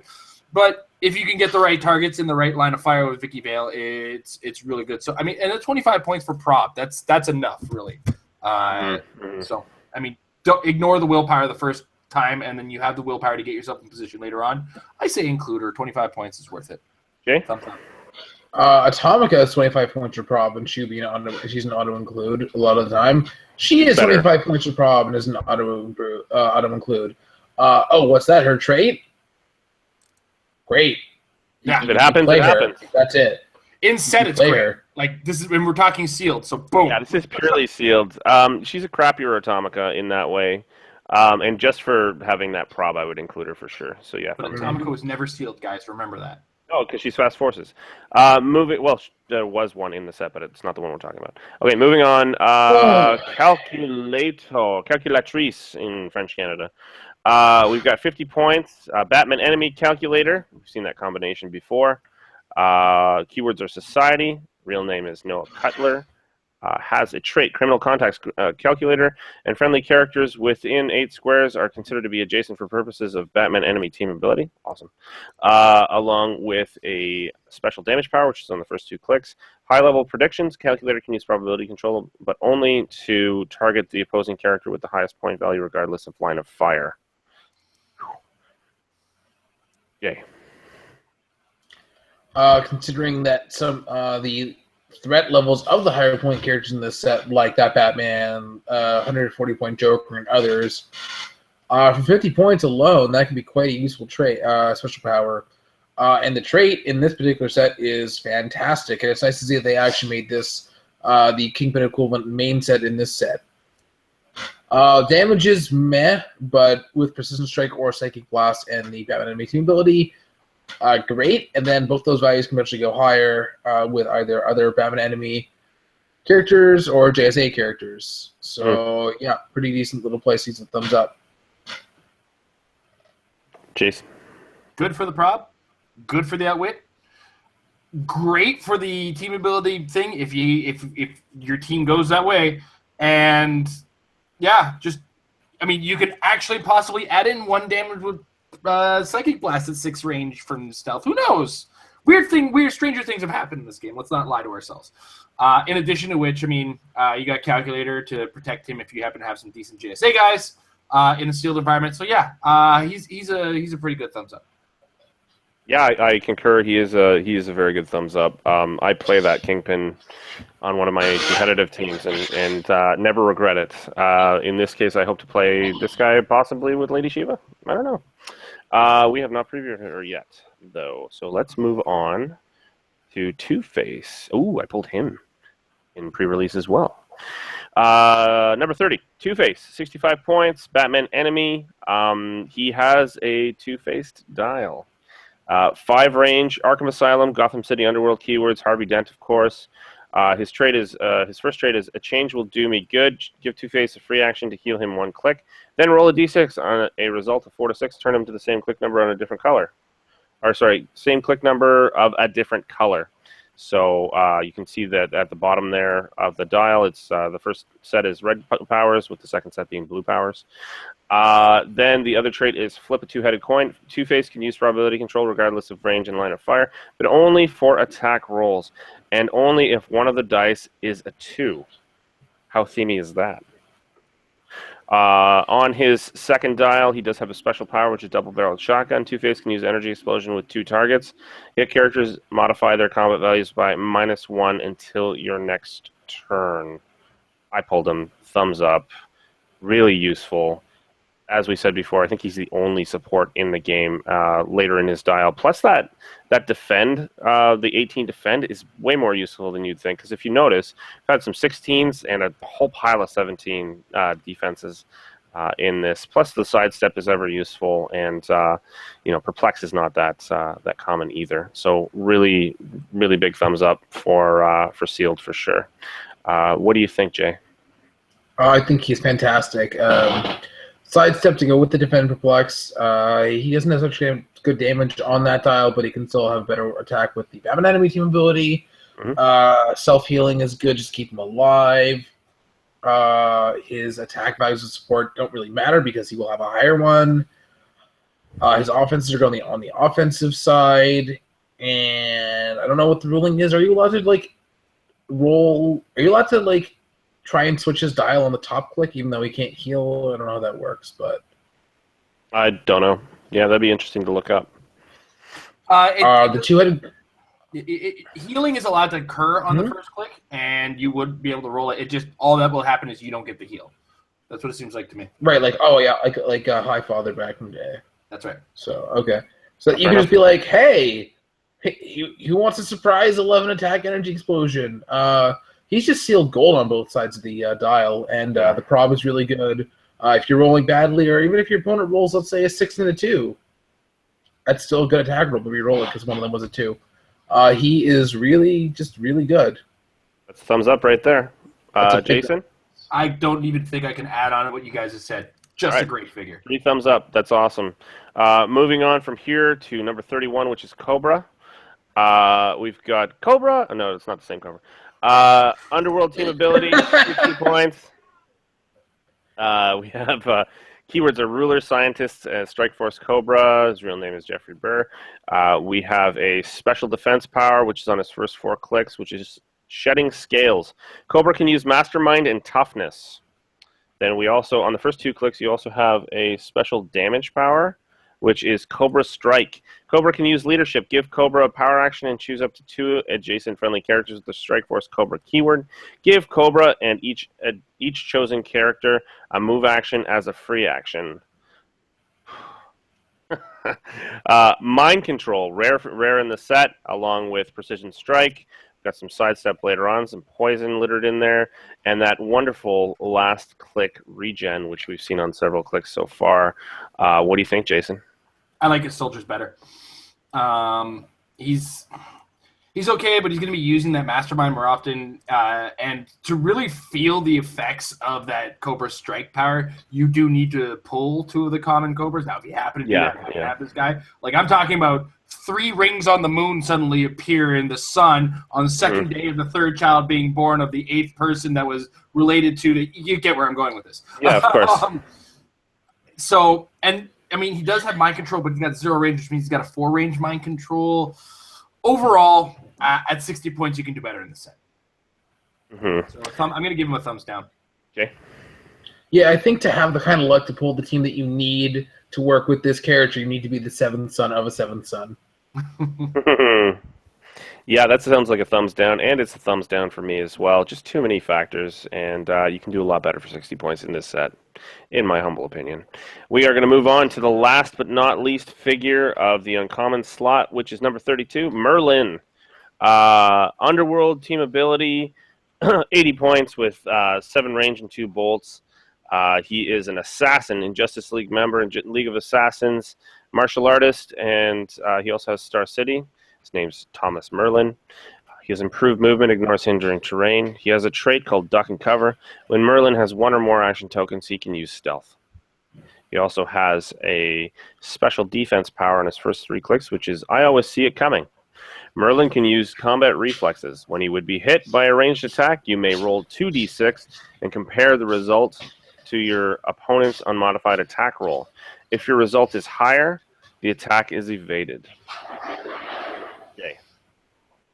That last word on that touch bar makes me so sad because, Persistent Strike just nerfs it entirely. Yeah, totally. But other than that, it looks like a solid little play. I mean, not the first thing you put on the team, but he looks... Yeah, I'd include him on the team potentially. So I guess it's a thumbs up. Jason? There's a couple characters with PD team ability that make this guy just absolutely a standout. Probably Harley Bullock or Commissioner Gordon's best friends, and they're both in the common slot. For sure, he's going to be getting those hits off. With the roll-off thing, I get a little tentative because of who I am, but I can't take away from how good this character can be if that does work, in addition to adding the fact that he does have stealth with a set that we've already discussed, lacks a lot of improved targeting, ignoring hindering. Therefore, I am going to give him a thumbs up because I will most likely use this character if I pull him, based on his range values, damage values, and just his pure reach in this set. Yeah. And League of Assassins is also just a really, really good keyword in the set, so... And he and Ray are only uncommon, so that's some scary theme teams. All right, well, I'm going to give this a thumb sideways myself. He's something that I would use in a sealed environment, but it would depend obviously on what I pull. That roll-off is essentially like a 50-50, so it's better than most chances with a shape change or super senses in a way, because it's like having a modified one where you'd get a 4 through 6 to succeed. Because you're just facing off against someone who's rolling the exact same amount of dice as you. So in that way, I think that defense power is actually not half bad. Especially since it includes combat reflexes in it. And then, I don't have a whole lot more to add to it. Thumb sideways for me. I do like the 2 bolts, and I love precision strike. I think I don't want to derail too far, but I think that's actually a little less than 50-50 because you lose if you tie in this case. Oh, you're right. It's slightly less, but it's slightly less. Not much, but it is not like a full. Yeah. The comparison would be moot then. All right, moving on. This is the first of the rare slot. It is a Joker, of course, and they have the image for this one. It's the acid flower spouting Joker. Oh, what a pretty flower! My eyes. He has the Batman enemy team ability. He's 50 points. He has the keywords Arkham Asylum, Gotham City, and Gotham City Underworld. Real name is unknown. Trait. This is how I deal with the bat. Once per turn, for all characters with this trait, if the character uses the Batman enemy team ability to replace its attack value with the Joker's, you may re-roll the attack roll. He also has a special attack power, which is on every click in that dial. Come on, bats. It's the old squirt and flower gag. Give Joker a power action and to make a close attack, targeting a single opposing character within 3 squares and line of fire. If the attack hits, deal the character 1 penetrating damage instead of normal damage. Jay. He's a little underwhelming, especially for rare. I mean, his values are okay, but with his only range being that one penetrating that requires an attack roll, Perplex is good, and Indom is good, but he's only close combat and super senses. Although, if you have other Batman enemies, that can be really valuable dealing with the bat traits. So he's a thumb sideways. Jason, sorry. I would just rather pull the common than this one. Perplex at 50 points. If I need the Perplex, I might throw him on the team. But until I need the Perplex that badly, I'm going to give him a thumbs down. I concur. Thumbs down. Moving on, we have yet another Harley Quinn. They don't have the image for this one, unfortunately. It's rollerblading. It's the roller derby one, right? Yeah, the roller derby Harley Quinn, which is pretty cool. I actually have her. Let's see here. So she's a calculator, 60 points. Gotham City and Suicide Squad as her keywords. Harley and Quinzel is her real name, of course. She has a special movement power, which is coming through. Harley Quinn can use Force Blast. When she isn't adjacent to an opposing character, Harley Quinn can use hypersonic speed. Ooh. She does have 10 movement with that power. 18 defense with ESD. A little bit of perplex. 60 points. Jason.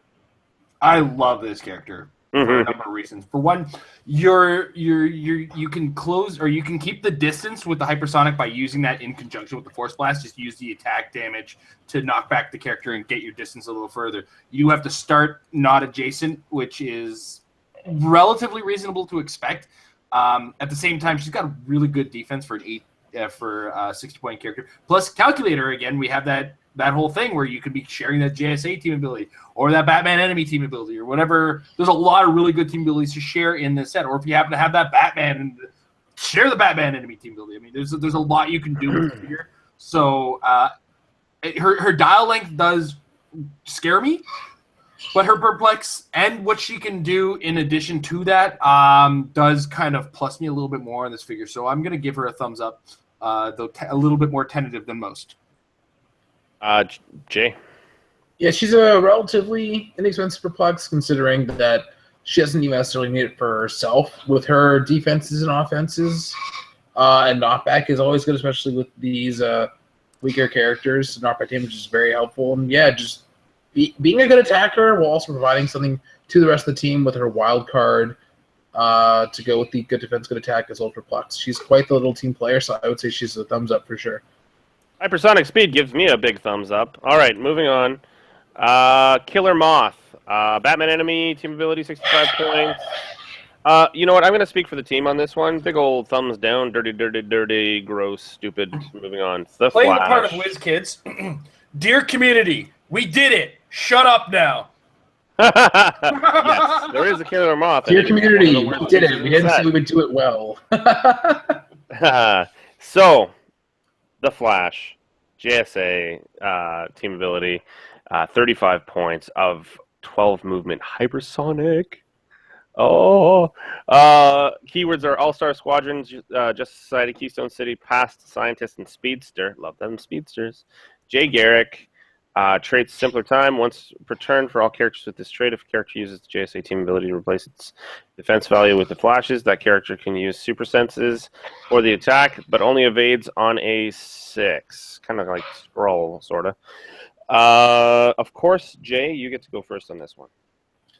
It's unfortunate because I don't really need to explain why he's good, and he's a thumbs up.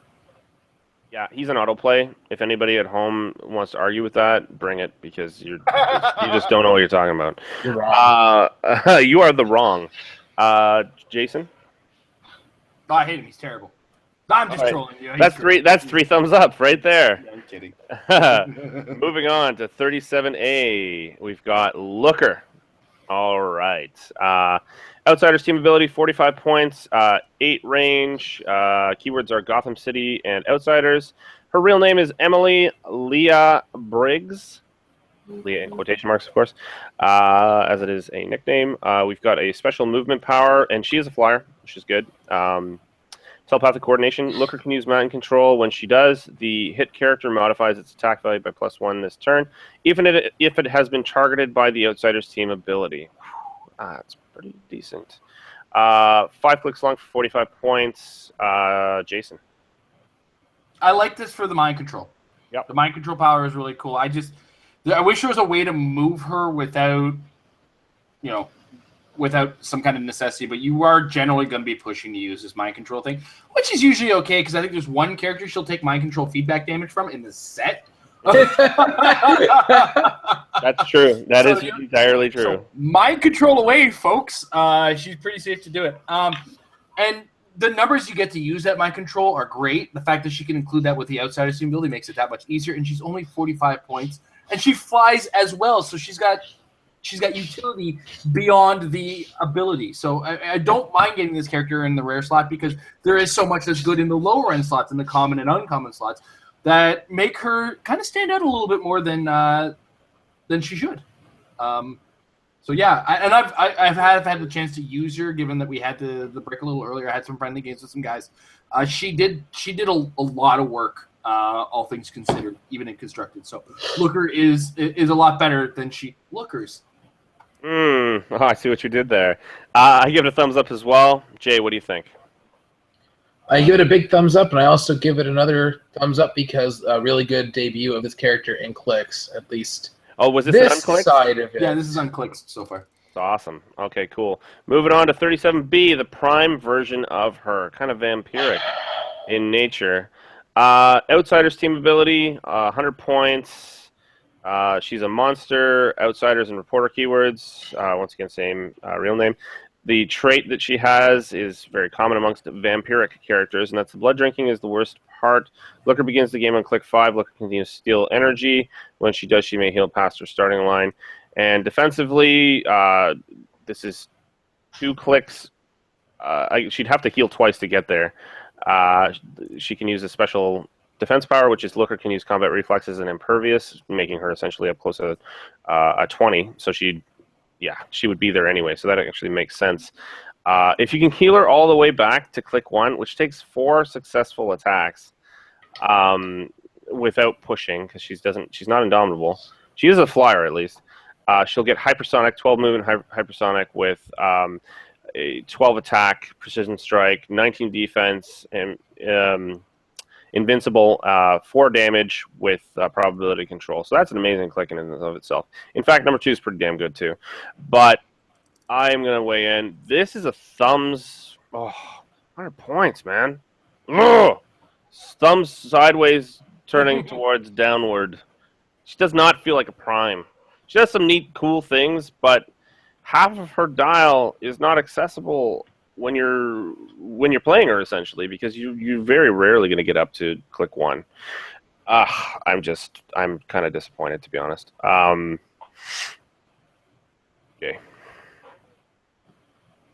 She is so polarizing. On the one hand, on the That's a good descriptor. Outsiders. I like that descriptor. Go on. Sorry. I think she's the only non-Jakeem TK in this set. So if you pull something else that really wants a TK, yeah, Outsiders is good, Flying is good, Penetrating Damage is good. But it's such a hefty investment. Ugh. Oh, I'm so torn. I gotta just give it a straight thumb sideways. All right, Jason. All right, she adds TK to your set, which is great. She flies, which is set also lacks. So you got 2 options there coming out of this character. I am not looking past the actual dial she starts with, which is to charge TK, right? If you happen to push past that, TKing a couple of characters, now you've got mind control. So we're back to original Looker. Unfortunately, we're lacking the range and stats. She does add outsiders to your team as well, but if you push that point, you do get outwit as well. So I can see where Jay is polarized. What I am seeing is a lot of what I want out of the set or need to make this set great kind of sits in at 100 points. I don't mind spending it in a lot of cases because I can fill 200 points worth of a lot of attackers in this set. Trust me. And some of them even have high attack and damage potential. And I mean, dressed all in her red, she's a real looker too. So I'm probably more likely to go with a thumbs up than the rest of the team here because she has what this set lacks. Fair enough. Let's move on. We've got Talon. Let's see here. He is a named character from the Court of Owls, of course. We've got the Batman enemy team ability, 120 points, 5 range with 2 bolts. His keywords are Assassin, Court of Owls, Gotham City, Martial Artist, and Past. His real name is William Cobb. He has improved movement, ignores elevated terrain, ignores hindering terrain. His trait is Assassin of the Court. Talon can use Sidestep and Stealth. Talon can use Mastermind, but only to transfer damage to characters with the Court of Owls keyword. He also has a special defense power on his last 2 clicks, and that is Undead and Undying. Talon can use combat reflexes and regeneration. When Talon uses regeneration, instead of subtracting 2 from the roll, subtract the number of action tokens assigned to him. That's pretty good. He also is one of the, I guess, there's a lot less range combatants in this with movement attack. So we have running shot, precision strike, with decent values, and 18 defense with toughness, and 3 damage with shape change top dial.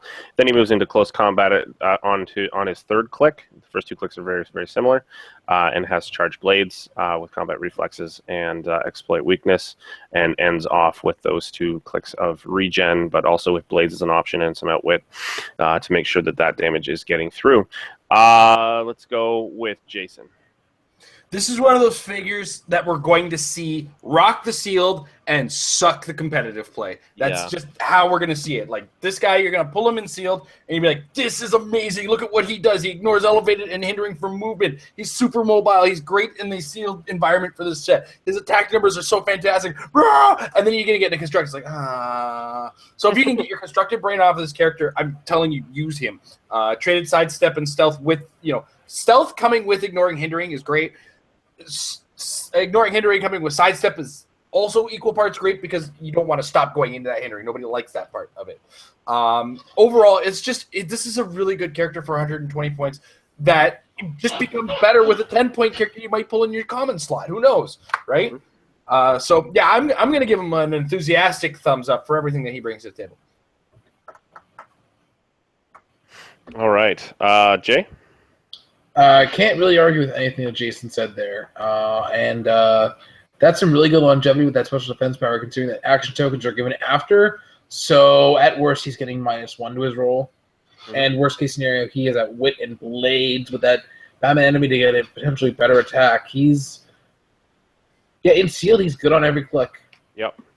I agree with you guys. That's 3 thumbs up for in sealed. Let's move on. El Diablo, Suicide Squad, 75 points. Mystical Suicide Squad keywords, 6 range, with probability control, a little bit of stealth, a little bit of psychic blast. A trait that says it has to do with his FX marker thing. A minor wreath of vengeance when El Diablo hits an opposing character after actions resolve, attach a fire marker to hit opposing character, removing it from anywhere else. At the beginning of the character's turn, deal it 1 penetrating damage. When that character moves through water terrain or clears action tokens, remove the fire marker. I did pull him in sealed, and he landed 1 attack that killed a guy. I never got to use the effects marker at all, and for that reason, regardless of the situation, I'm giving it a thumb sideways. I really missed move and attack on this guy in particular. Jay. Yeah, prob and shield is good, but his damage is kind of iffy when he has the prob. Decent stat. He feels just a touch overcosted, I think. So I'll go with a thumb sideways. All right, Jay. I think give him a thumb sideways because there's 2 really good, like at the same point value, you have Anarchy for, but Anarchy's a hard pull, so I shouldn't compare that. Vicky Vale, the common is 25. You know what? I have to give him more of a thumbs up than you guys because when he does have the 2 damage, it is penetrating. Okay, moving on. Sandman, JSA team ability, 30 points, 5 range. All-Star Squadron, Justice Society, and past keywords, Wesley Dodds. He has some stealth. He's got a little bit of willpower on the first 2 clicks. He does have a special damage power on all clicks. I'll get into that momentarily. His trait, his shared trait with the rest of them, gives him the special ability. So it's once per turn for all characters with this trait. If a character uses the JSA team ability to replace its defense value with Sandman's, that character can use probability control, but only if the attack roll has a 6. Sounds familiar because we've seen it before. The damage power is Sleep Gun. When Sandman hits with an attack after action is resolved, you may counter a power on the target until that character clears action tokens. Okay. He's making me sleepy because he's just kind of boring. Mr. Sandman, bring me a dream. As a rare, I know that we said like the it's not so bad if you're rare in this set, and but he's just really. If I pulled him as my rare, I'd be very disappointed. So which way is the sun going? The power, he's sideways, I suppose, because he is still cheap and the power can be effective, but you still need to hit, and then you're only hitting for 2 damage. You only have 5 range. Using one of your 3 actions on a 30-point character. He's just thumbs perfectly sideways. I'll agree with that. Sideways, Jason. I'd say down without a flyer. Fair enough. All right, let's move on. We've got the Spectre next, another JSA character. Quite drastically different from the Kingdom Come one, of course. This is just the JSA team ability, 40 points, 8 range, which is nice. He is a flyer with 12 movement phasing that only goes down to a 10 at the end of his dial. He does not have a very high attack value until the end of his dial, as his stats below the speed slot seem to get better. He has shape change and super senses for the first 2 clicks, and just continues super senses near the end of his dial. He has keywords: detective, justice society, mystical, past, police. His name is Jim Corrigan. His special power is his trait is once per turn for all characters with this trait. If a character uses the JSA team ability to replace its defense value with the Spectres, that character can use super senses for the attack, but only evades on a 6. Jay. He's fine, I guess. Solid taxi, mad tertiary attacker, but they're not going to bother with him between his good defense value, super shape change. Later in the dial, he goes beastly, so if they don't one-shot him, he turns into quite a scary thing in this particular set. You might want to just push him along there yourself. Or maybe even to click 3 just to see the 19 and the look on their faces. Oh my god, I can't believe he has that. Yeah, I guess I would recommend playing him if you pull him. Yeah, he's a thumbs up for me. Jason. Dear Thangarian, are you paying attention? Oh my god, all right. Let's keep moving on. I don't want to hear that again. He doesn't exist. God. Yes. All right. Another JSA character. We have Dr. Fate. All-star. So he has the team abilities, 40 points, 6 range. Pretty reasonable stats overall. It's funny how he goes up to a 12 in the middle of his dial there. He is a flyer as well. He's indomitable. And 5 clicks long for 40 points. Great stats overall, except for the attack value, which only is decent on his second click. He has the keywords All-Star Squadron, Justice Society, Mystical, and Past. He's Kent Nelson. His trait is a simpler time. Once per turn for all characters with this trait, if a character uses the JSA team ability to replace its defense values with Dr. Fates, that character can use probability control, but only to reroll one of the dice in the attack roll. Which, as we said before, is actually kind of better than rolling the whole thing in some cases.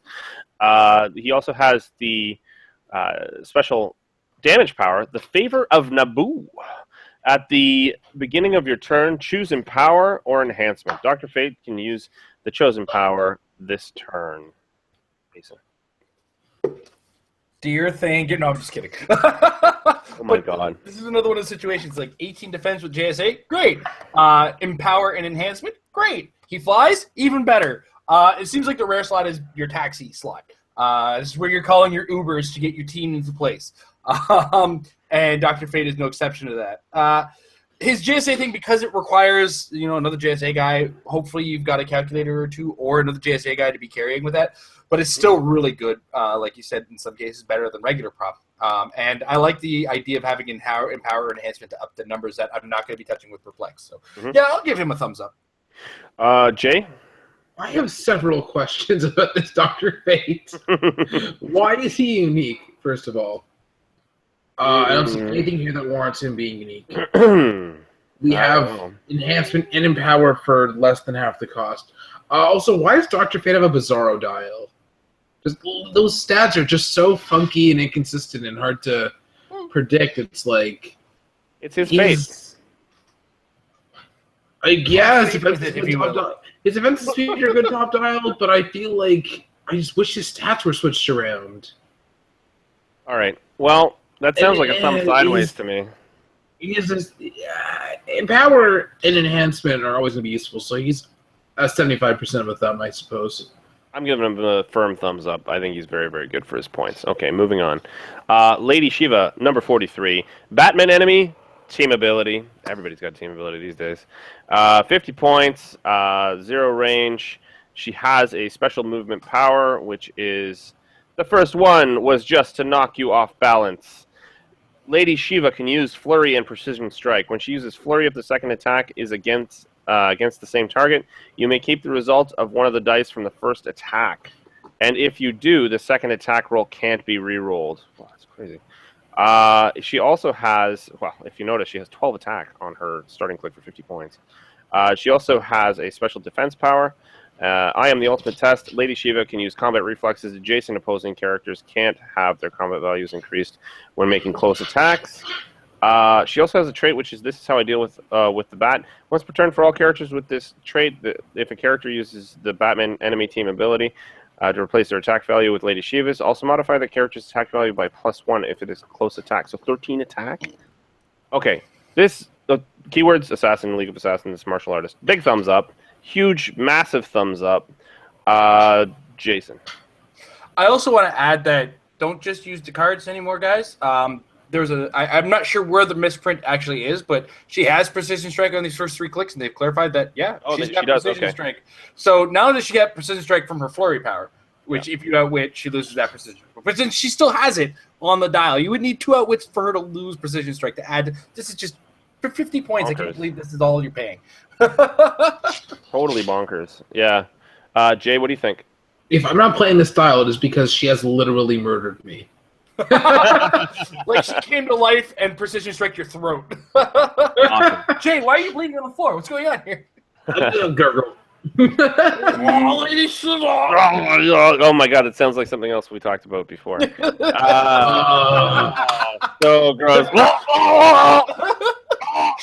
That's guys. Chicken Come skin. on. No. Chicken skin on your face. All right, moving on. Katana. It's going to inspire so many questions.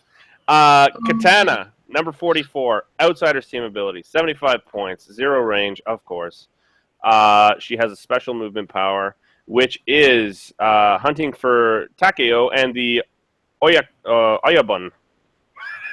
Katana can use charge and stealth. That's cool.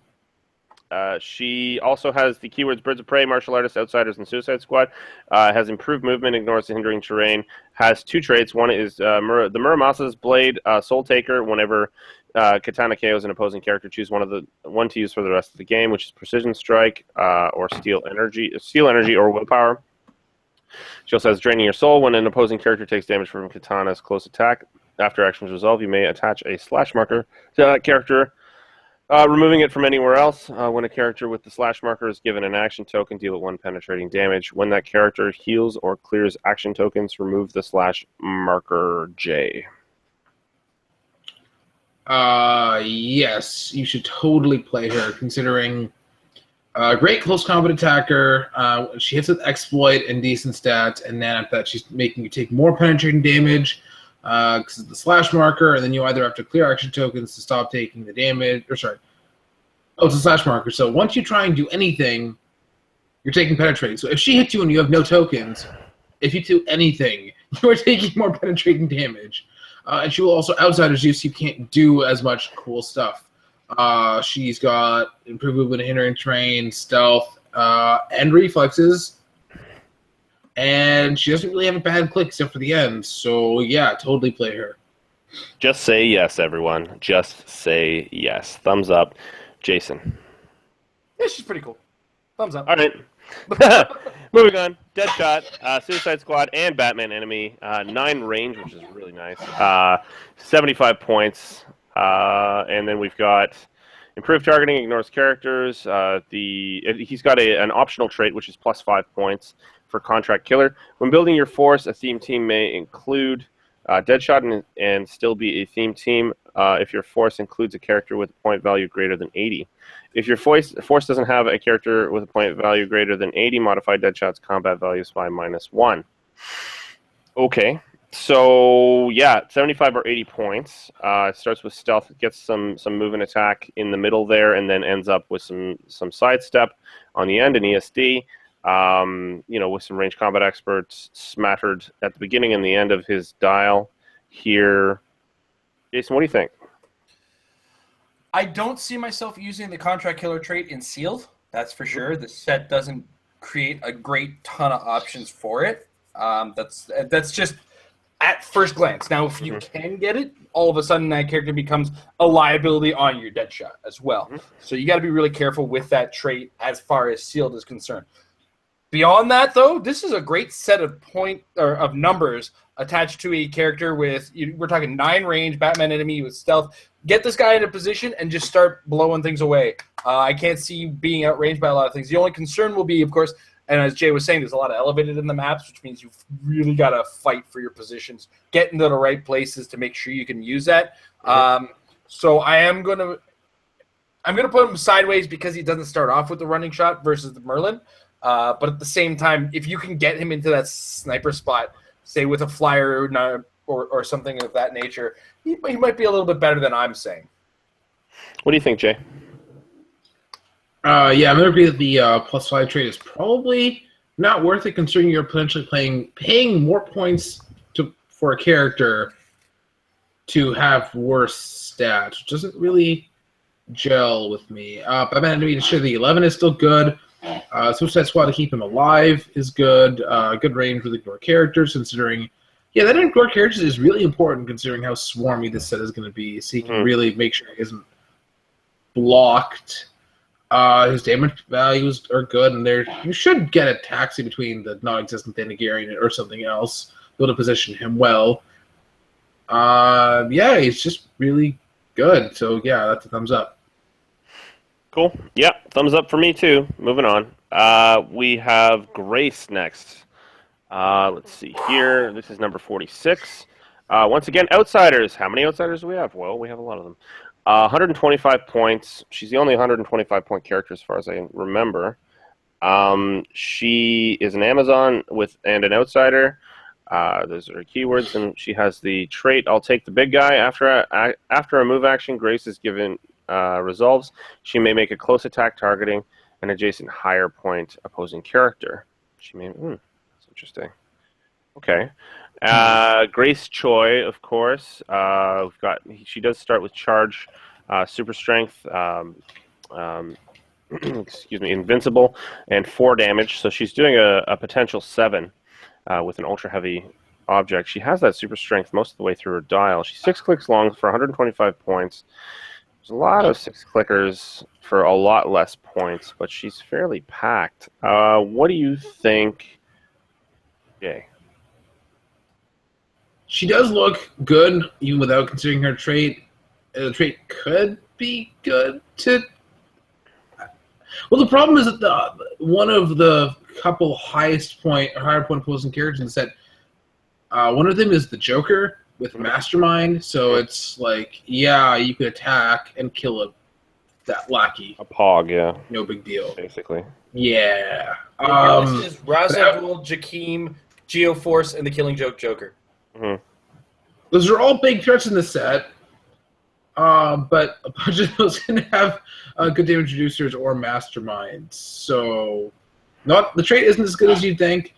Still a very effective piece. The set, basically, the only brick like this in the set, so she's definitely worth considering because of that. Damage output never really stops with her. Of course, Indom to keep on going. Good mobility. The leap. To go with her trait is pretty cool, and Outsiders is always good. And if you can play with Batman, this kind of character without wit is just whoa. Thumbs up here. Jason. This girl, she's a tough broad, I tells you. She's a tough broad. if you look at the dial that you get for this character, the way that she hits, as hard as she hits, that trait almost feels like it's almost no points. Because this is just the colors on numbers on this dial make this character what she is, which is a really, really tough, awesome character. Notice that her defense thing never drops below an invulnerable, right? So it peaks at invincible, turns to impervious, goes to invulnerable. So she's always ignoring at least 2 damage. In a limited environment, this is a tough character to take down. The trait, if you happen to pull it off, I look at that as icing on the cake, man. The only problem, of course, is getting her around, like we said. But you don't mind sometimes moving her full 10, maybe bricking a hit, or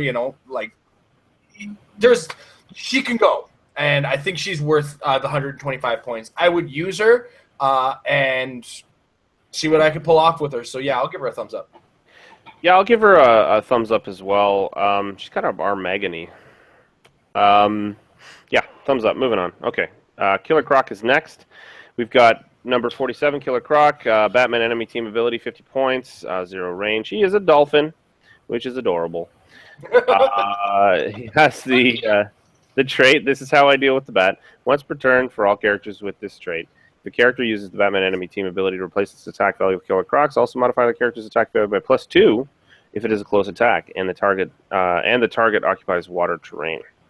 I am going to give him a thumbs. I'm going to give him a thumbs sideways because there is a lot of Batman enemy in this, so he'll probably end up with a higher attack value anyway. And for 50 points, he has a fairly decent dial, especially if he gets hit a little bit and he ends up with the blades. So give him a 12 attack from what's her name? We just saw her, Lady Shiva, and have him roll his blades on that. I roll pretty well with blades in general. So yeah, Brute, Gotham City Underworlds. Yeah, I'm going to change it to a sideways just because he's just not quite as good as some other things that are around the same point value. And that trait is very, very, very, very situational. So, yeah, Jason. I like the Killer Croc for the sole fact that at 50 points you get 5 clicks of toughness. If you're doing, and remember we went back to the set, it was mostly 2 damages in the set across the full dial. Right. So when we get into the mid game, this guy is going to be tanking hits pretty hard, and if you get him in your opponent's face, that's even better. So I'm gonna give him a thumbs 3/4 up, like 3/4 of the way there, like Jay would say, 75% of the way there, because for 50 points, you get a pretty decent character who can take some shots in the face and can also dish out some shots to go with it. So cool, Jay. I read that one of the maps has a bunch of water terrain, so he looks a little better than you would think. Even better, but also it relies on your opponent's positioning. So, although there is a good character with Force Blast, so you could potentially pull that off. And he has decent attack values, decent mobility across the board. So, and then going from a 3 damage to blades he should have perfectly fine damage output for the points, I guess. So yeah, I'll go with 75% as well. Fair enough. Moving on, we have Firefly, number 48. Batman enemy team ability, 75 points, 5 range with 2 bolts. She is a flyer.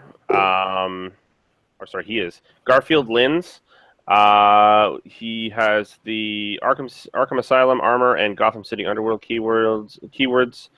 Starts with running shot, has a special attack power, which is napalm.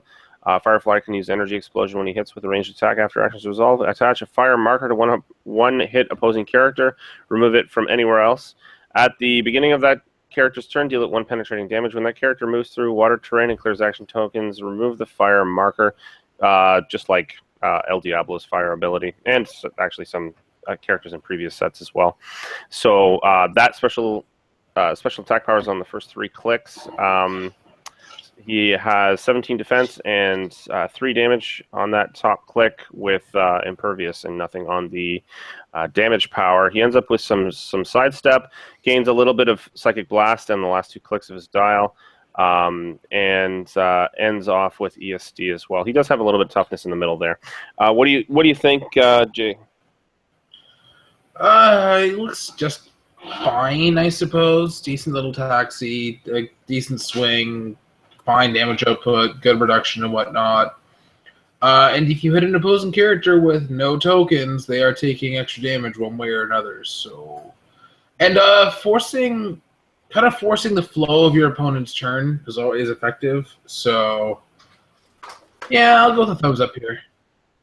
Yeah, I'd give him a thumbs up just based on the fact that he's a little better than El Diablo in terms of because he has the move and attack. Even though he lacks that prob, I love prob so much. But yeah, I'll give him a thumbs up too. So, Jason. I think the nature of the set makes him a little bit better because of energy explosion. Now, of course, the problem being if we're playing against JSA guys and they happen to have somebody with an 18 defense, then he looks a little worse. So you're hoping you got your perplex handy there. But at the same time, if it's mostly Batman enemy guys and they're not packing a calculator, then yeah, this guy's going to stand out as pretty potent on the fact that he can do energy explosion with 2 damage. We haven't talked about a lot of invulnerable in the set because I think most of it is on Grace there. Yeah. So that 2 damage is probably going through. Grace is a brick. So, and again, because the set plays so close to itself and, has so many characters on teams quite often, Firefly has potential to do a ton of damage. So I'm going to give him a thumbs up. Okay, cool. Moving on. Mr. Freeze. This is the first of our SR, so that was the last of our rare slot. Number 49, Mr. Freeze, super rare. We've seen him in a preview before, so I think we can go through him fairly quickly. He does have the Batman enemy team abilities, 90 points, 5 range, has Psychic Blast to begin with, ends off with, on his last 2 clicks, he's got a special defense power, which is back to refrigeration. Mr. Freeze can use toughness at the beginning of your turn. Heal Mr. Freeze a number of clicks equal to 3 minus the number of adjacent opposing characters. He also, on his last 4 clicks, has a special damage power, which is Frozen Aura. Adjacent opposing characters modify their attack and damage values by -1. And he has 2 traits, the first of which is Try Not to Shatter My Frozen Friends, boys. When Mr. Freeze, should I be saying this with Arnold's voice? I'm just wondering. Don't do it! Try not to shatter my frozen friends, boys. Nice to see you! Get to the cooler. When Mr. Freeze hits with a ranged attack, give each hit character an action token, and after actions resolve, attach the ice wall marker to one hit character, unless it's attached to another character. And then his other trait is ice wall marker. As long as the ice wall marker is attached, that character can't be moved or placed and modifies its defense value by -2.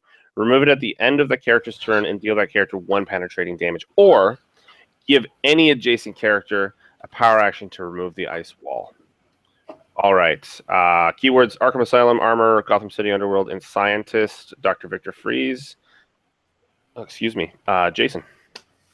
So this is one of those characters that, much like Talon, is probably going to... Well, no, actually, it's probably not like Talon because you can get him running shots somehow, I think. But he's overall pretty good. What he's capable of is great. And the fact that he's adding action tokens in addition to doing his damage and then slamming those ice walls on characters, it goes a long way. But at the same time, I feel like he can really let you down at certain points. The invulnerable goes a long way in the set. As we discussed, there's a lot of 2 damage. It gives you some more survivability, and he can heal towards the back end there. So, and I think when he's at his most dangerous, which is against characters who are in close combat, they start to see some problems being adjacent to him, especially again with that 2 damage, and they're getting -1 to attack and damage in that mid dial. Mm-hmm. And at 90 points, you know what? I say include him because you got a lot more room to work with to possibly make him a lot better. And that slow motion on the sidestepping or just moving then sidestep to attack or whatever, you can get some length out of it, I'm sure. Mm-hmm. All right, Jay. Hey guys, you know what ended Heroclix? The Ice Age.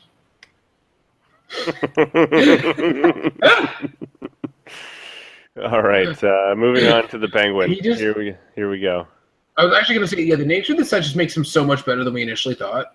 Yeah, no, he is really good with inset for sure. I agree. So Jason just jumped off, probably going to come here and punch me in the face. I think he's just going to go poopy, but that's okay. He's eating. That's what he's doing. Okay. Well, that results in the poopy anyway. So moving on, we have the Penguin. This is number 50. We've seen him in preview as well. So we'll make it fairly brief. We've got Batman enemy, 40 points, 0 range, some stealth, a little bit of defend on his first 2 clicks, with finishing off with some willpower and special damage power. The special damage power is my best weapon to date. The Penguin begins the game with a Robo Penguin attached. When you place the Robo Penguin bystander on the map, you may remove the Robo Penguin from the Penguin's base and use it to represent the bystander. This bystander modifies its combat values by +1, and when it's KO'd, reattach the Robo Penguin to the Penguin's base. His traits are: this is how I deal with the bat. Once per turn for all characters with this trait, if a character uses the Batman enemy team ability to replace their attack value with the Penguin's after the action resolves, you may give Robo Penguin a move action as a free action. And my own deadly rookery: give the Penguin a power action and place adjacent to a Robo Penguin bystander of your choice, as described on this card. Give the Penguin a power action to give each Robo Penguin a move action as a free action. First of all, I'm going to say this is a big thumbs up for me. 40 points is really, really good, because you take a look at the actual Robo Penguins, and they're really good. We've got one with sidestep, pulse wave, toughness, reasonable values, especially considering you give them a +1, and the move actions don't count against your action total. Obviously, very similar to Devil Dinosaur and his Pogs that we've seen so far, but way, way cheaper. Number 2, we've got the close combatant version. It doesn't have blades like the drop bears, or the anger bears, as Jason likes to call them. But he does have exploit, and is pretty useful in that way. And then you've got the Rockabilly MODOK version, which is 4 movement, running shot, with 5 range and 10 attack, psychic blast, with a little ESD and a single damage. Ooh, 1 little damage, great. Still fantastic, in my humble opinion. Jason, what do you think? Does it bear asking? He makes more characters. And it's Okay, that's a thumbs lot up. of characters. Yeah. It's close up on the thumbs. They're like, and they're going beyond. There we go. They're in your bum. I get it. Moving on to Jay. What do you think? I just can imagine the horror on your opponent's face as the Penguins are taking free move actions. Just to clarify for our American watchers, the Torontonian accent has a really hard time saying certain words. One of them is mirror, which we say as mirror, and horror, which we say as whore. So he meant horror.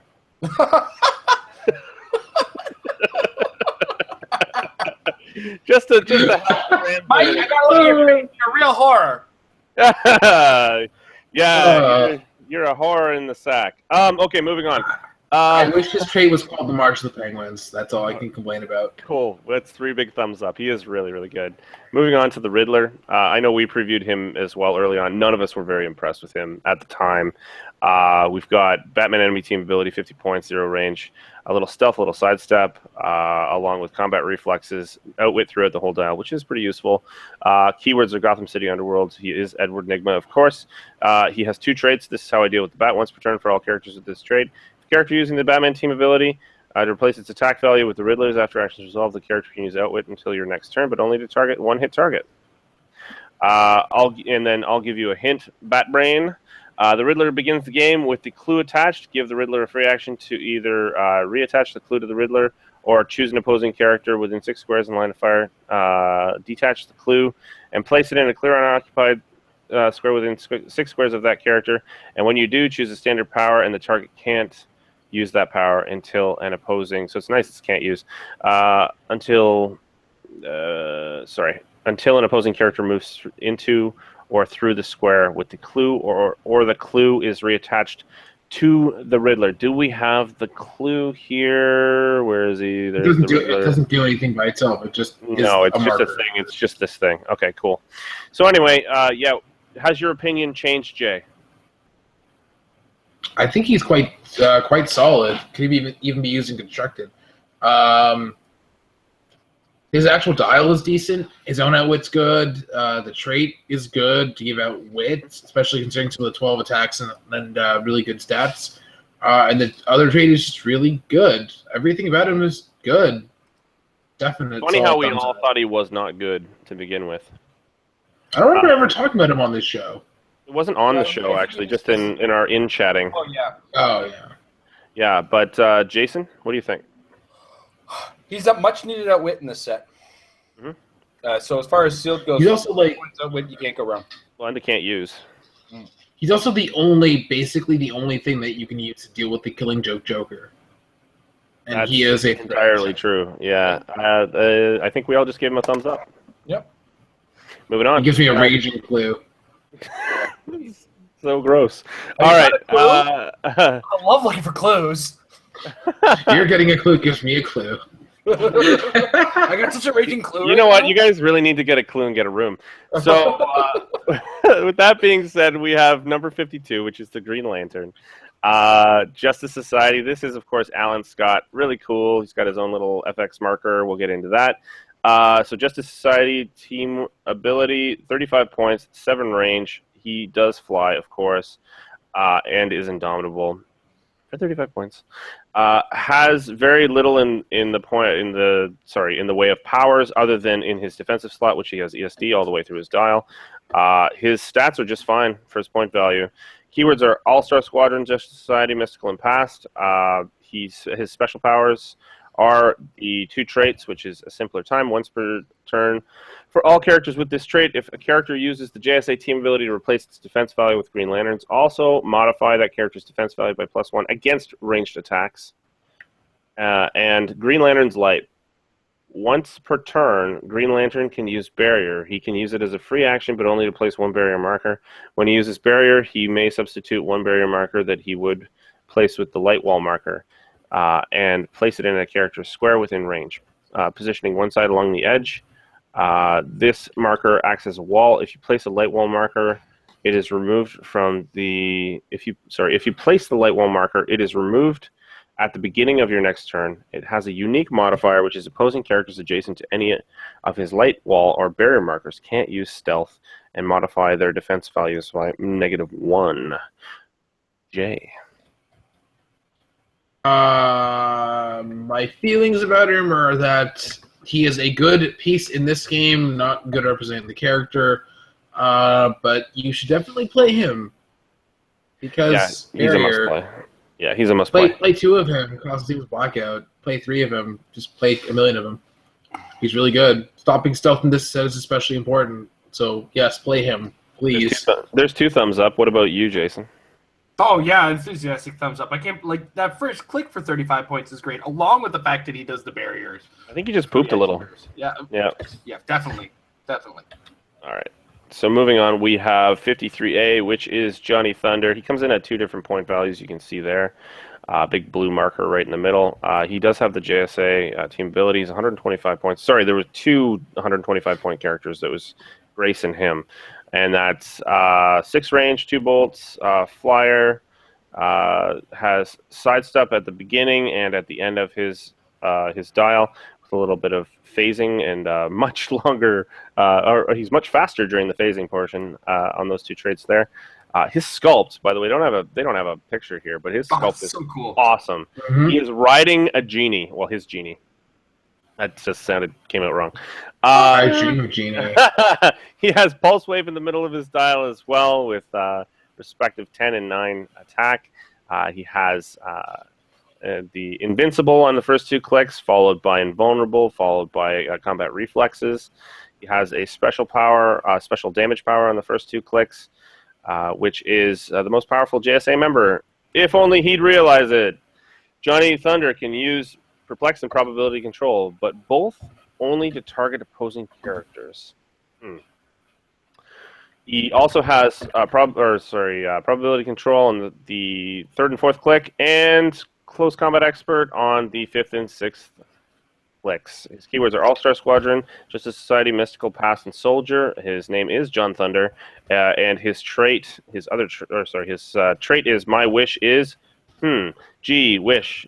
How do I say it? At the beginning of your turn, roll a d6 that can't be rerolled. On a 1, modify Johnny Thunder's combat values by -1. On a 2 to 5, Johnny Thunder can use standard power of your choice. On a 6, modify Johnny Thunder's combat values by +1, and Johnny Thunder can use a standard power of your choice. Any result lasts until your next turn. Okay? He is quite effective, and another one of those characters with actual reducers in the set, which is very uncommon. Although the trait has a 1 in 6 chance of reducing his combat values, it's still worth the risk to get more powers. God darn it. Suddenly, phone call. That's a bad angle. Yeah, I had to pull it off of eBay. All right, so what do you think then? He loves him, so what do you think? Just on the model alone, I want to sing the never-ending story theme while playing this guy. The never-ending story. He's got such a Falcon thing going there. But yeah, I do. I like this character a lot. I like how he has that 12 attack on his fifth click of all places. Dial, yeah, for sure. Yeah, it's very strange. But it's a nice little surprise. Yeah. Lower defense for the most part, and he's probbing attacks off of him with his 18 defense, and he's sharing that 18 defense with other JSA members, which there's plenty of in the set. So. He gets a thumbs up from me. We all gave him a thumbs up. So let's move on to Jakeem. What about the 75-point line? Because I was going to say, there's not that many alternate lines. I think realistically, most of us would probably play him at his full value. I feel like it's almost unnecessary in this to play him at the lower points because you have so much room to work with. Unless you get some crazy pulls and you really do want to save the... in which case, yes, they're both lines are thumbs up. No, I still would not play a 75-point line, period. Really? No. I would. Probably not. All right. Moving on. We have the Prime version, which is Jakeem Thunder. I happen to own him. He is awesome. 140 points. Justice Society, team ability. 8 range with 2 bolts. He is a flyer, of course. He has a long dial. He's got an 8-click dial, all of which is very good. So he starts with sidestep with 11, and he's got 11 attack with 18 defense and ESD, 4 damage and probability control. He has the trait, which is, you know what I'm thinking, Johnny? At the beginning of your turn, choose 2 standard powers, but only one of those powers may be a defensive power, hypersonic speed, outwit, perplex, or pulse wave. Jakeem Thunder can use the chosen powers until your next turn. So that gives you a whole heck of a lot of options on here, especially if you're playing in 300 Modern and you get him possessed. You can just make him into this really, really robust character. He's got 2 clicks of regen at the end, too, and you're most likely going to hit at least one of them.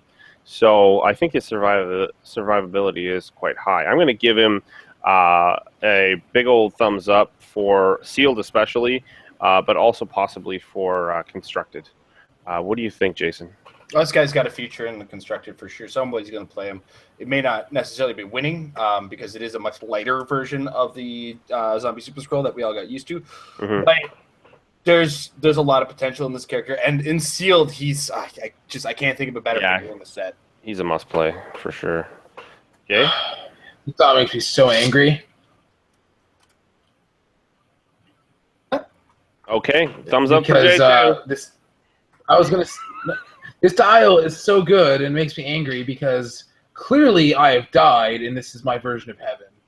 So I'm never going to have to play him, so that's great, and I'm dead. Fun. Fair enough. Now we're going to go... So that's the best piece in the set. Now let's go to the worst piece in the set. Geoforce. I think we can all say this is a lump of poop. There's things about him that are still very good. I don't want to call him a complete lump of poop. In fact, in the sealed environment, he stands out as really good too because his damage potential is there, plus the ability to block permanently multiple squares across the board for free action.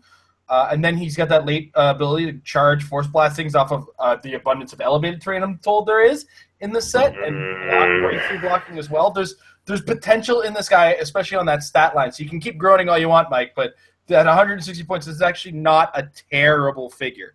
I think you pulled him out of your son's diaper earlier today. My kids are potty trained now, so. Oh, that's good. Hey, that's awesome. Yeah. It's been a little while, I think. Yeah. It's been like 2 months since I've changed a diaper. Thank God.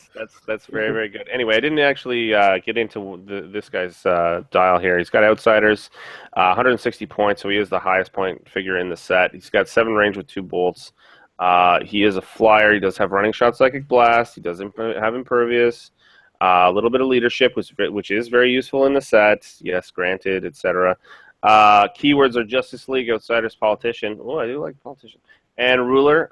His real name is Brian Markov, with an O, which is weird. His special powers are a trait, Lord of the Land. Geoforce can use barrier, but only as a free action, only to place one barrier marker. These markers are not removed at the beginning of his next turn. After actions resolve, if the map has more than 4 such markers, remove one of them. And his special movement power that you were talking about in the middle of his dial, which is Lava Jet Burst. Geoforce can use Charge, Force Blast, and improve movement, ignores blocking terrain, and destroys blocking terrain as the character moves through it. I've already heard from Jason. Jay, what do you think? I don't think he's as bad as you're saying, but he is overcosted. But the barrier's good. His dial is good. It's just he feels a little overcosted. But tell me you don't have room for more once you put him on your team with this set. You got room for 8 more characters on your team still at 160 points.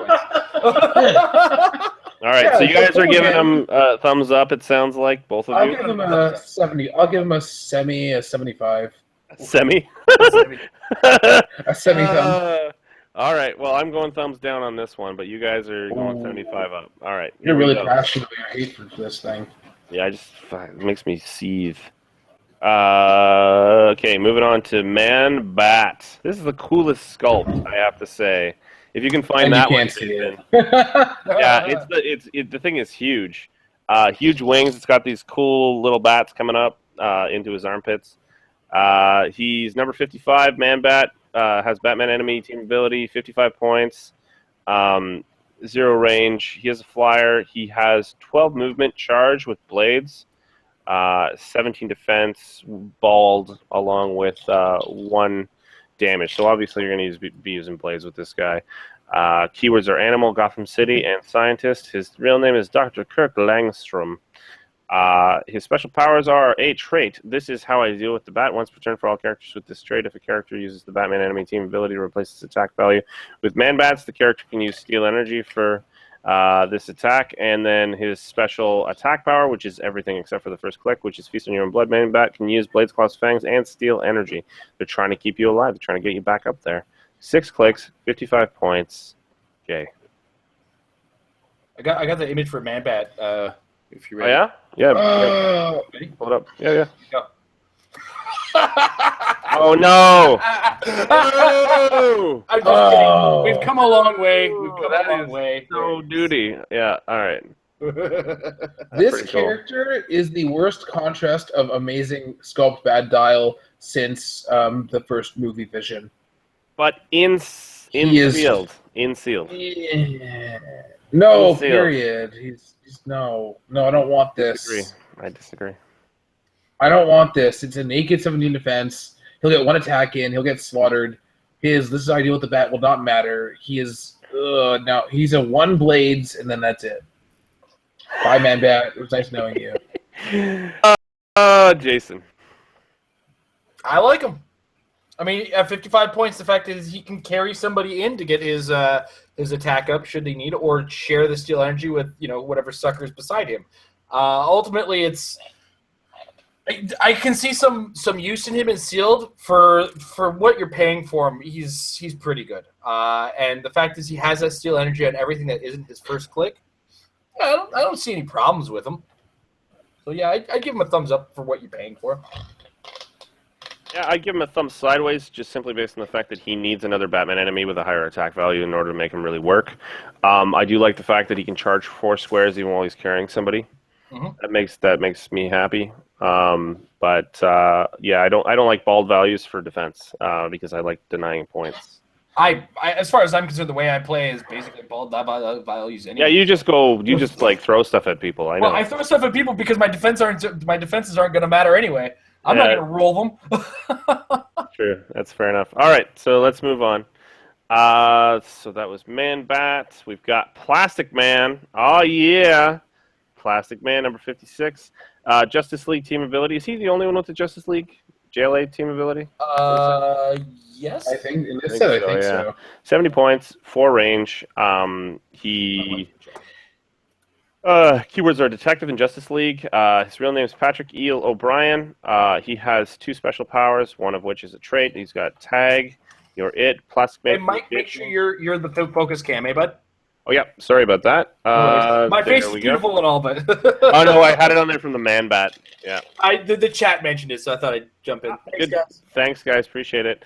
Tag you're it. Plastic Man can use shape change, but succeeds on a 4 to 6. When Plastic Man hits a single opposing character after action is resolved, attach the tag marker to that character, removing it from anywhere else. It's actually cool. It has like a red and white stripes along it, but it looks kind of like the Quicksilver's marker. A character with the tag marker that moves must roll for breakaway as if it was adjacent to Plastic Man. And if it is within range, can be targeted by Plastic Man with a close attack.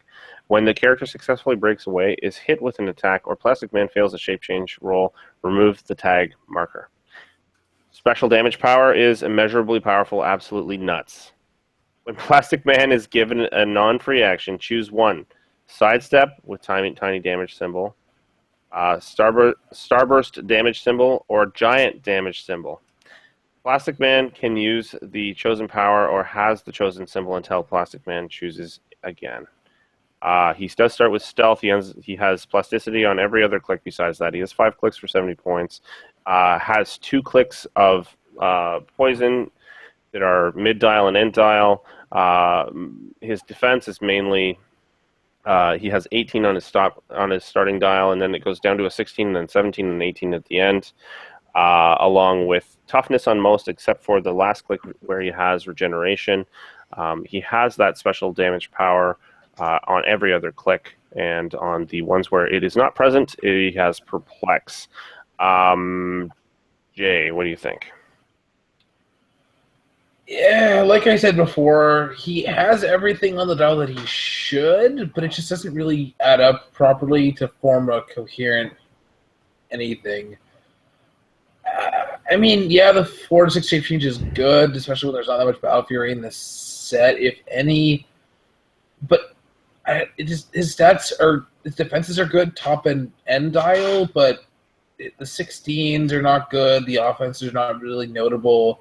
He's annoying tie-up, but that's pretty much it, and that feels pretty expensive for 70 points. So I'll give him 25% of a thumb. All right, so that's mainly down. We've got Jason.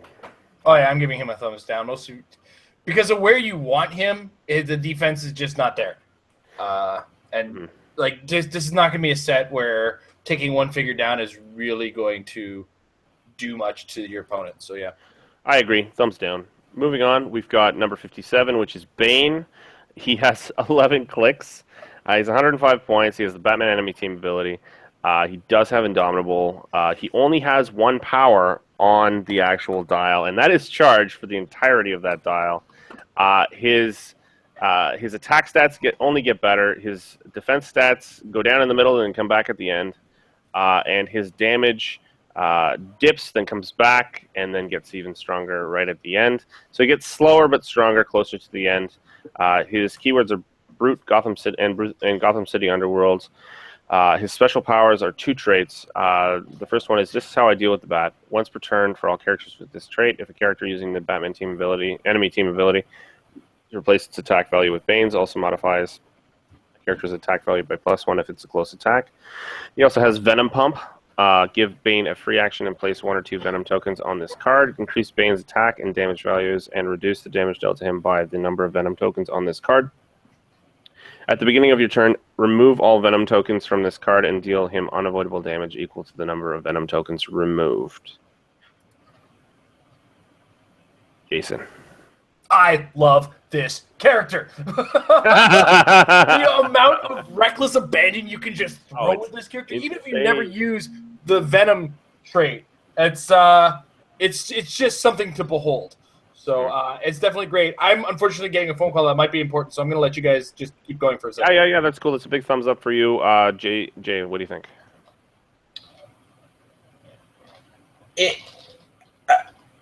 What? His character for this many point, 11 clicks, and the stats and the trait. What? Mm-hmm. What? It makes me a little uncomfortable What? in the pants. Yep, I got it. What? Yep. Yes, you play this figure. Why are you asking me? Yeah, You were asking this me is an questions this autoplay. question. To be very What? clear, we played against each other in the pre-release, and you had this guy. I managed to win on the last action, but it was still like he's impossible to take down. Pretty much, he's in In this set with shield. that Yeah, reduction, just oh my god. it's just crazy. It's totally He is insane. the reason why there's no support in this set. Yeah. Well, there's one, but yeah. You know what I meant. Yes. I was just being specific. So that's 3 thumbs up. Look at that. Bane is the man. Moving on to number 58, which is Clayface. He has the Batman enemy team ability. Imagine that, like everybody else. 75 points, 0 range. He has plasticity through his entire dial. Pretty reasonable attack values. The dips in the middle, comes back at the end, and is strongest at the very end. He does start with Invincible, then goes to 2 clicks of Impervious, and then has his final 4 clicks. Yes, he has 7 clicks long for 75 points. That is something to note. His last 4 clicks have Toughness. He has no damage powers. His keywords are Gotham City Underworld. His real name is Basil Carlo.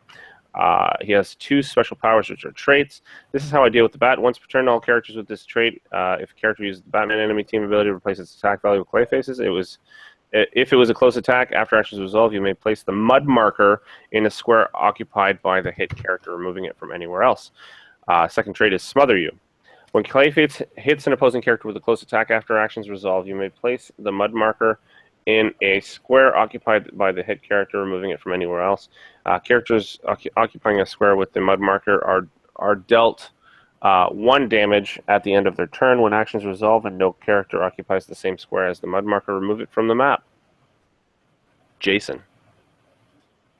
This guy for 75 points, I can't believe this is the dial you get. This is the guy that you want to be taking all your shots for you, and while you still have a whole team to go. You put this guy right in your opponent's face, especially if you happen to get one of the few flyers that are in this set. Mm-hmm. Tax this guy up, put him in your opponent's face, and make them deal with it. And the defense values on it will make them work for it for sure. So yeah, this guy's an include on your team as a definite. When you include the clay marker as a bonus thing that you can possibly do. Mm-hmm. Jay, what do you think? Any effect that forces your opponent to have to reposition, kind of thing, is worth considering, and that's already on top of a great dial, like Jason said. So that's a thumbs up. Absolutely, I agree with both of you. Okay, moving on, we have the Joker. The Joker is the Joker. Killing Joke, photography Joker. Very, very cool. Number 59 has the Batman enemy team ability, of course. Is 140 points, so he is one of the higher cost pieces in this set. He has 6 range with 1 bolt. Keywords are Arkham Asylum, Gotham City Underworld, and Injustice League. He is bonkers. I'm giving him a big old dirty thumbs up. He is so good. He has 2 traits. First of which is it's the laughing that will kill you. The Joker can use poison. When he does, damage dealt to characters with a lower point value, which is most of them in this set, is penetrating damage. And Mad as a Hatter, other characters can't use Precision Strike when attacking the Joker. That's absurdly powerful, especially since he has Mastermind on his very first click, and then ends up with Super Senses on the 3rd and 4th click. He has a special defense power on his last click, which is You'll Have to Kill Me, which is stop, that big keyword, stop, which means it can't be countered or ignored. The Joker can use Mastermind. And a special damage power on every other click, starting with the first one. The Killing Joke. The Joker can use Range Combat Expert and improved targeting ignores characters. When the Joker hits with an attack, hit characters are each given up to 2 action tokens. He is just absolutely amazing. Just starting with stealth, stealth blades, Mastermind, as we said before. Moving from there, every other click looks pretty much the same. You know what? I've said enough. I'm gonna let Jay take it from here. Yes. That is all I needed to That say. is all. Yes. Yes. I love how he was 12 attack on his last click, too. It's just crazy. Jason. I like this character a lot. Penetrating poison, great. Most characters are lower points than him, so they, for the most part, that's penetrating poison.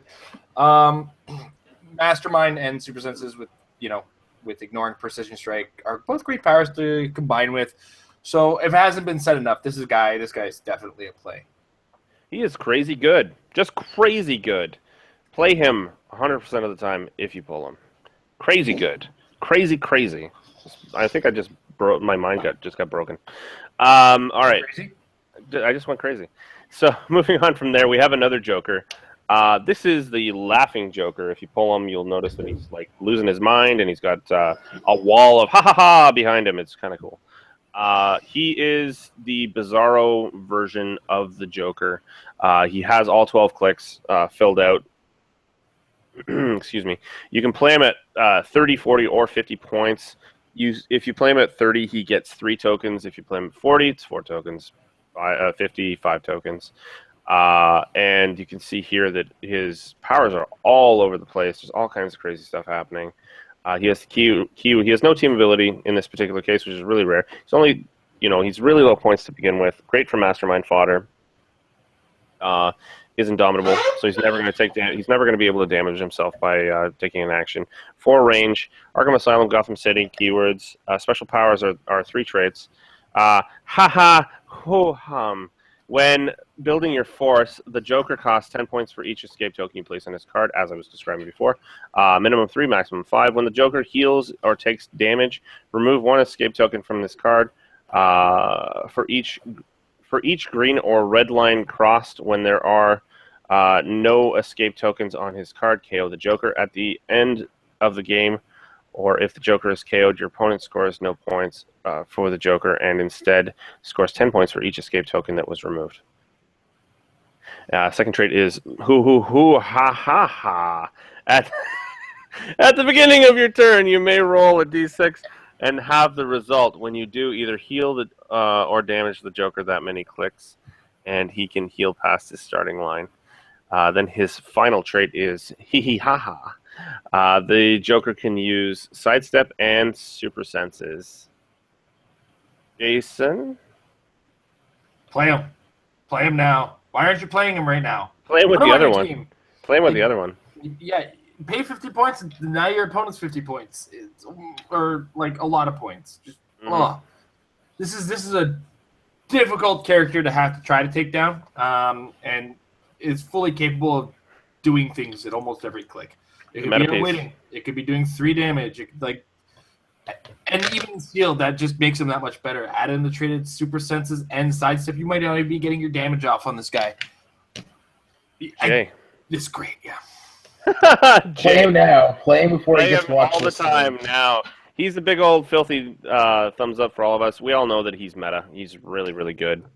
So yes, inside and out of sealed, we must play this figure. Okay, moving on to the chases. Bizarro Wonder Woman. The Bizarro figures are kind of crazy and low points. All of them 50 points, 3 range. She's 6 clicks long. She has 2 stop clicks, as they all do, on the end of their dials. Her special attack power is Bizarro Incapacitate. Give Bizarro Wonder Woman a closer ranged action to make an attack targeting a friendly character that deals no damage. If she hits, remove an action token from the target. She does have an 11 attack at the beginning, so it's pretty likely you're going to hit. And then her special defense power, which is an imperfect body stop. Bizarro Woman can use toughness, which is the last 2 clicks on all of the dials, and they all are worded the same way. So I won't go over that again. Thumbs up, everybody. Yeah. It's like, sure. What do you think? Yeah. Yeah. Yeah, I mean, she'll help. Go ahead. She'll take tokens off of your more important pieces. Yeah. One thing to note about the chase set this time around is not like other previous sets. It's like play it with the chases. This one's, you got to put a little bit more thought into it. Yeah, like this one is maybe. Exactly. Bizarro Batman, 60 points, similar. Last 2 clicks are the same. And he has a special damage power. Give Bizarro Batman a free action to choose a standard or special power. Until your next turn, that power can't be countered, period. Jason? Again, not an autoplay for sure. 60 points protecting my powers, is that really necessary in a sealed environment? Not really. I'm not expecting to see that much out. I'd probably, and with this set, I'm more likely to spend 60 points and a little bit more oomph and offense out of my team. Okay. Yeah, same. Not much at wits, not much to protect here. So thumb sideways, right? Yeah. We're saying? Yeah.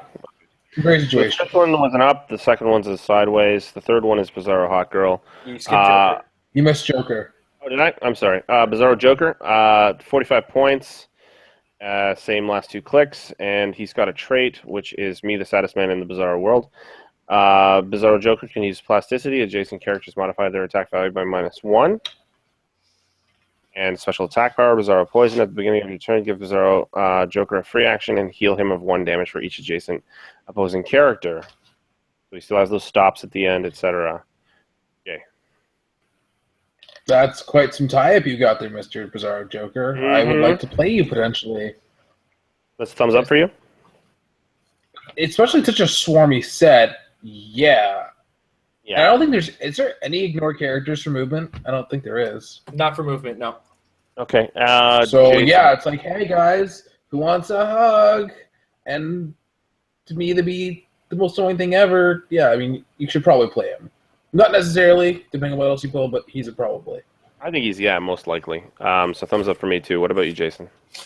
Yeah, he's a thumbs up for 45 points. You can't go wrong with this guy. Just frustrating the crap out of your opponent while holding him down while you get into position, especially if you don't pull one of the few flyers that's out there. Fair enough. Here's a flyer. Bizarro Hawk Girl at 50 points. Same last 2 clicks as we said before. Special attack is Bizarro Quake. Give Bizarro Hawk Girl a close action targeting all opposing characters within 2 squares. If characters are placed adjacent to Bizarro Hawk Girl, so she brings them closer. And she has the special damage power, which is Bizarro Close Combat Expert. When Bizarro Hawk Girl is the target of a close attack, you may give Bizarro Hawk Girl an action token to modify the attacker's attack value by -2, its damage value by -2, or both combat values by -1. Very similar to another special power that we'll see momentarily. What about you, Jason? What do you think? If she wasn't a flyer, I'd be less inclined to use this character because she is a flyer. That adds to some of her value, in addition to the fact that she does what she do. If you need guys close to you, you quake them closer to you. If somebody happens to make a close combat attack against him, by all means, drop those values on them. Take the action token, because it's not like you're very offensively using this character. Honestly, this is, if you get it, on the flying alone, she's worth it. Add in the fact that she does all the extras makes her worth the 50. Yeah, I agree. I think that I think she's well worth it for sealed, especially. I'm going to give her a thumbs up for sealed. What about you, Jay? I want a real Hawk Girl, and also this one's, yeah, she's fine. Okay, thumbs up. Yes, you can have a thumbs up. Thank you. Moving on to Bizarro Aquaman, 45 points. Special attack power. So first of all, he has a trait. Characters within 6 squares of Bizarro Aquaman can't use the swim ability, as useful as that is. And then his special attack power is Bizarro Smoke Cloud. Give Bizarro Aquaman a power action and place up to 6 water terrain markers in distinct adjacent squares. Within 4 squares, at least one of the terrain markers must be within line of fire. When it's placed, the terrain markers last until your next turn. Okay. Hey guys, I pulled a chase. Oh wait. That's a thumbs down, to clarify. And Jason? This is definitely one of the more disappointing ones if you could get stuck with. And, I mean, what do we got?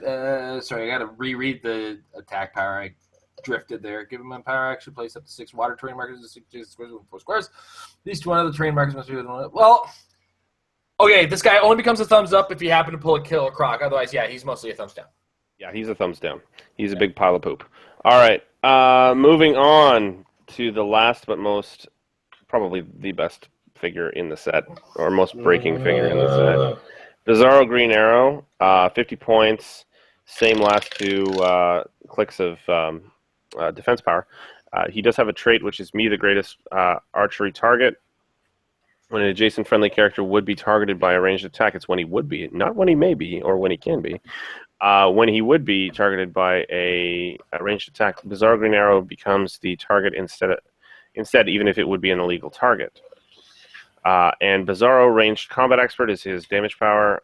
When Bizarro Green Arrow is the target of a ranged attack, you may give Bizarro Green Arrow an action token to modify the attacker's value by -2, its damage value by -2, or both combat values by -1. So, if you single target Pulse Wave someone next to him, he's now the target, and he's outside of the area of effect, so he can reduce it, and then he can make them miss. WTF. Big old dirty, filthy thumbs ups. Many of them. Many of them. Jason. Oh, this is the worst character in the world. It's terrible. I've never ever played this character. Oh, yeah. But I'm speaking in Bizarro speak, by the way. Oh, yes. me never played this character. Never play Bizarro Green Arrow. He am best archer ever. Oh, man, this guy, not only in Sealed is he just going to ruin an opponent's attack, in the game of Heroclix is about to get shifted. You have to consider the existence of this guy forever now. But yes, sorry, we're sticking to Sealed. He's still very good and very capable, if not better, in Sealed. Yeah, big old filthy thumbs up for you too. Okay, so Jay, what do you think? Yes, he's capable. He does the thing. The good. All right. So this, you may not be able to play this in Sealed itself, but it is the reward for placing well in Sealed or just acting like a nice person. And that is the Joker's gas canister. When this special object, when this object is KO'd, you may attach the Joker's gas marker to a character in an adjacent square. When this object is KO'd as part of an object attack, you may attach the Joker gas marker to the hit target. While the Joker gas marker is attached, that character can use Battle Fury and modifies its attack and damage values by +1, and its defense values by -2. At the beginning of each of that character's turns, roll a d6 on the result of a 5-6. Remove the Joker's gas marker. 3 points, light object. Jay? It's very confusingly worded. Like it says you may attach the gas marker to a character in adjacent square, but it doesn't say to what. So, it looks like it could be interesting, but I don't know. The combat value boosts are good, and Battle Fury can be good. It's very situational. But I like the game of hot potato that it encourages. Yeah. But to do anything it involves needing to be KO'd, which then means that your opponent scores points. So, yeah. Jason, what do you think? It's neat. It's nifty. It's a good prize. Yeah, it's like I don't mind these object prizes. They're pretty cool. Yep, I agree. And with that we conclude our set review.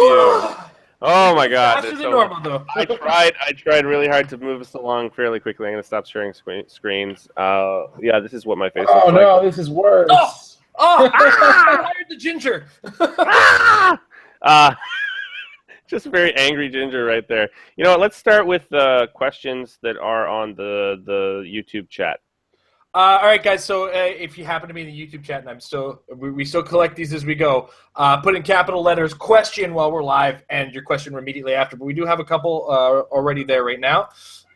Starting with KJ Foss, who's got a pair of them. For one, he wanted to know if Tom's charts were available for download somewhere. Check the description now. I did it while we were talking. As well, he also asked, the Joker's Wild Set is set up to be a hit. How would you play the 140-point super rare Joker effectively? Those of us who remember back in the day, there was a team called LAMP. Stood for Lockjaw, Armor Piercing, Mastermind, and Poison. Now, we don't need the Armor Piercing because the Armor Piercing comes with this Joker. Include your Lockjaw of some sorts, maybe an Overdrive or a Vanisher, somebody to carry him in. You might want to throw in some Thugs, though, but now these guys can carry multiple characters. Get them all in there. transfer damage done to the Joker to your friends, and just start penetrating damage all night long. And just watch your opponent weep as you're not rolling dice to attack. And when you do attack with the Joker, for instance, you're going to be double tokening people with them. That's one of many ways that you can possibly play it. I just wanted to bring back the old school. I think that just about answers it for the rest of us anyway. Let's move on to another question. Jay can field this one. This one, Thomas Kosturin, he asks, what Bizarro character do you wish they had made a model for, and why would it be Bizarro funny? Jay. I wanted... Bizarro Batman is a thing, but I would rather it have been Bat Zorro specifically. Bat Zorro. Yeah. What was the second part of the question? Why would it be a Bizarro funny? Why would it be Bizarro funny? What does that question mean? I don't know. Well, wait, was that Bizarro speak, though? Well, I think I would choose Bizarro Animal Man, because I love Animal Man, and he would be Bizarro Garbage Man. And that's funny. Wait, is that a real thing? No, it's not a real thing. I would just make it up. Oh, okay. I'm just making stuff up. Like every you got to think the whole multiverse thing is every character exists in each other universe as a different type of that character. Like how in Earth 3, every good guy is actually a bad guy version. So in Bizarro World, there's a Bizarro version of everybody. So why not, like, I don't know, a Bizarro Nightwing, who actually, doesn't leave the Batman ever and is actually Robin forever. Well, Bat Zorro is clearly the best because instead of being Batman, he kills other people's parents. Oh, but he's the worst detective ever. Yeah, he just goes around killing other people's parents. That's great. Hey, guys at home, we are really tired, so if we screw up some of your questions, just let us know, and we'll make amends. All right, this one's a little bit more direct, so give me a second here. Let's return. Okay, so we have Fabricio Granados asks, can Batman's trait be triggered multiple times? And actually, if you check the first 3 words, it's once per turn. You can't. So cannot. No, answered. Cannot. All right. Yeah. All right. And I guess Pedro wanted to kind of clarify that. What would be the Bizarro part of that character? And I think we all kind of covered it. Where my Nightwing is actually still a Robin. Your Animal Man is kind of garbagey. And Jay's Bat Zorro, well, you got to read a comic on that one, but he's like he's like a tough. It's Batman, but just speaks. Well, and really, I could resurrect a character from a previous episode and make Swamp Ass, because Swamp Thing's Bizarro version would be Swamp Ass. He's made of shit. Language. There goes Captain America again. That's what we have in the chat right now. If you want to go to the Facebook, maybe they'll get some more questions in the meantime, but that's what we got. Okay, cool. I'm going to go over to the Facebook questions then.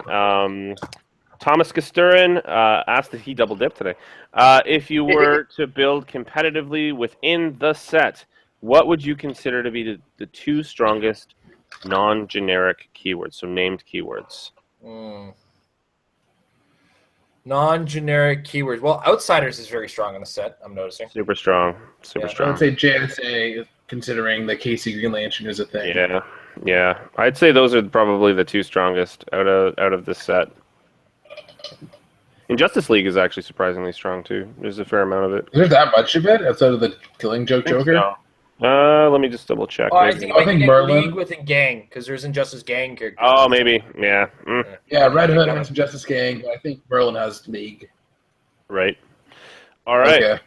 Well, Next question. Thanks for your question. And moving on to Matt Wallace. He says, let me just click the see more here.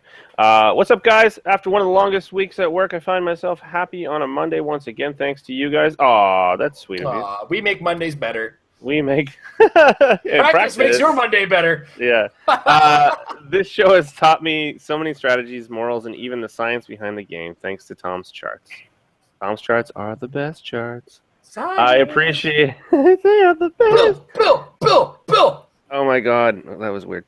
I appreciate everything you guys do for the show, and a few friends of mine have enjoyed watching recently as well, as they are learning to play the game as well. No questions this week, as y'all might have a long episode, but with the piece by piece. Wow, it took me this long to figure out it wasn't a question. Thank Keep you for up the reading the fantastic long job. comment, Thank you for the bro. compliment. It's well received. We do Keep up the appreciate it. fantastic job and doing with the channel. And hopefully soon I will be a patron. Thank you for making Mondays not suck anymore. That's awesome. Thanks, Matt. You're the best. And then we have bing, bing, bing, Chris Stockhouse. Put a stamp on it. Oh my God. I met him this weekend. That was really cool. Happy It was Monday. really cool. Happy Monday. I am happy to say I now have selfies with everyone from Married with Clicks for the In the Wild album on Facebook, on the Facebook page. I had a fun time in Michigan, even though I once again played Jay in the first round, even after we checked each other's build sheets as randomly assigned by the event system. I will beat Jay one of these days. I did not make Quinjet players proud on Saturday. I was the only one there playing the Jet, and I went 0-3 before dropping to play Battle Royals. I think we might be past the Quinjet meta just a little bit. I think my ID loadout had too many high point guys, and I made crucial mistakes, like I'm sure Jay mentioned, hitting Dino for only 3 after the stop click instead of 4. In our game, I knew better, but the mistake happened anyway. No need to get down about it. No, not at all. Good luck in Rochester if you guys are heading there for the WKO. It's a little too far for me to go on short notice. I may. Though I am sure I will see you guys again soon, even if I have to cross the border to do it. Assuming President Trump doesn't stop me from leaving for the weekend. There's the couch right there. There's a cute dog on it right now. He's in a weird position. Question time. Of the new con exclusives we have seen listed, which are you most excited for? Which one do you think has the most potential for meta greatness? Ooh, I don't know. Jay, what do you think? I want to say Back Century because it's going to have nuts combat values and it's going to be really cheap because it's generic. So 20 attack generic. Woo! Jason. He's going to make Pogs. He's going to be great. Oh my God. He's going to have mind control. He has pepperoni nipples. Pizza face, brother! He's going to own it, let me tell you. Oh, man. That's awesome. I'm kind of hoping, it'll be tenty as hell, but I'm kind of hoping for Red Hulk Spirit of Vengeance. Just because he's so cool. I think he's awesome. And because I know that he is super special excited, and if you go... I'm going to fill in for Tom and say Earth X Captain America. Well, of course, that's Tom's choice. But more on the Red Hulk Spirit of Vengeance. If you go to their Instagram page, there's the first click is previewed. No, it's not. I made that stuff up. If anybody believed Mike's first click, you should be ashamed of yourself. It looks good. What do you mean ashamed? If WizKids makes that click, they should be ashamed of themselves. You said you went to game design. Okay. Thanks a lot, Chris. I can't wait to hang out again soon. All right. Now we have another guy who showed up at the tournament as well. Got to meet him, Mike Backley, and he said, "Gonna try to keep this short because I'm sure you guys are tired after talking about the entire Joker's Wild set, and we are." It was great to finally be able to meet Mike. Thanks, man. And Jay this weekend at the WKO at Eternal Games in Michigan. It was fun being able to talk to you guys in person. Big shout out to Mike on his top 8 finish. Thanks, dude. I did come 7th. I didn't mention that earlier. I only said that I came top 8. But and your friend Emmanuel, so Manny, on his top 4, he did come 4th, which is amazing, and he gets a seat at US Nats, which is amazing. I'm about to drag his ass over there to actually go to it. He has to go. He has to go. I'm gonna beat his ass. I look forward to it. I hope the next WKO I go to I will be able to see you guys again. Excluding the Shield level 7. Whitby. Yeah, come to Whitby. That's a good idea. So in February there's going to be one at Whitby. You should come up. Yeah, it's going to be great. So excluding the Shield level 7 ID card, what ID would you say is a guaranteed ID to play on any team? Ooh. Oh, Green maybe. Arrow. There you go. Or Nightwing. Yeah. He's useful in any scenario.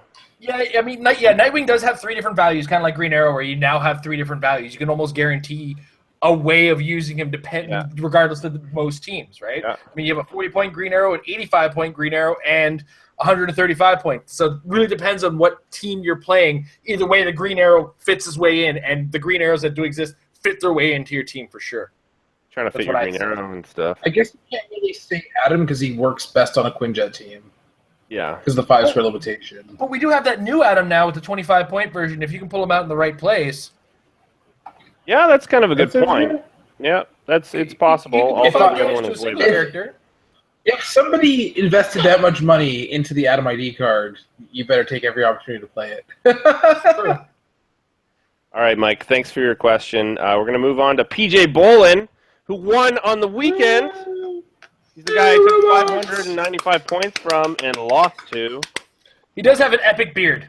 He does, well, you know. Was he wearing the kilt too? We're part of a Yes. club. Yeah, Yes, he he was. was. We're part of a club. We're part of the ginger bearded club, the two of us. Yeah, but he does it better. His is epic. It's like down to here. It's And he has the crazy. kilt. Yeah, it's true. It's like an army green, like sport kilt. It's kind of awesome. Anyway, it's good to see him on the weekend and get to play with him. He does have a question for us, and it's kind of complicated, so we're going to have to bring up the unit section once again. What do you consider the best piece for each rarity? You know what I'm going to do to make this easier? I'm going to say, Jason, you pick from common. Batman. Jay, there you go. Batman. Jay, uncommon. I'll go with the Adam. Okay, I'm going to pull this thing up because I have terrible memory. And then I'll go with rare, which is... Oh, God. Gotta go with the Flash, though. Yeah, the Flash. Definitely the Flash. Super rare goes back around to Jason. Don't make me pick this. This is so unfair. They're all so... Penguin. The Penguin. All right, I'm calling Penguin. it now. Sure, the Penguin. I would have gone with the Joker, one of them, but the Penguin is fine. And Jay, what about you for chases? Bizarro Aquaman. Okay, and the last one is a You're bonus. fired, Jay. You can't make me say that. You can't make me say the Well, real it is answer. obviously You're Green I Arrow. can't believe he actually thought he was going to say that. It is obviously Green Arrow, but the real question for Jay is, what's the best prime in the set? It's an easy one too. Jakeem Williams. Yes, that's true. Jakeem Thunder for anyone. The not Jake Williams piece. Right. Oh man, that was so weird. Okay, thanks everybody for your questions tonight. It is 11:46. We started at 8:30. This is actually a record short amount of time for us to be able to review an entire set. I hope you've enjoyed. If you have any questions that are still on your minds, please do write them on our Facebook page. Also, check out our Reddit. We do have a new subreddit. It needs some help getting started, so please put some stuff in there. Put some pictures up of your favorite teams that you're actually running right now. Ask us any questions you want to. All of us are mods on there. We'll try to get to you as quickly as we can. That we do have a couple thank yous that do need to be said here. Let's see here. 1 second. Okay, I got to go back to that screen. Here it is. Okay, so sorry, guys. A couple plugs. We have we all have articles at majesticccg.com/apex-insiders. Mine is incredibly old. I do have to get more up to them. I actually have an article that's almost finished right now, and it's on.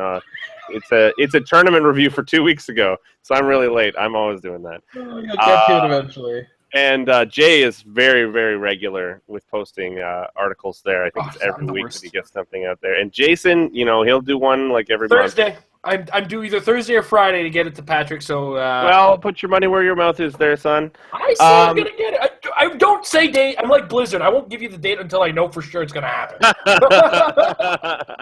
All right. And Will's recap is tomorrow. Where is the ad read for the end here? I guess we'll thank our sponsors once again, which is hdrealms.com and Majestic CCG. Also Big Bully Games. And if you guys are in Toronto, please come down on a Sunday. I run events at 401 Games on Yonge Street. Very easy to find, huge place, great gaming space. And I guess last but not least, we have our outro, which is practice Makes Your Team. Better. That was awkward. That was awesome. Love you guys. Have a good night. Thanks for watching.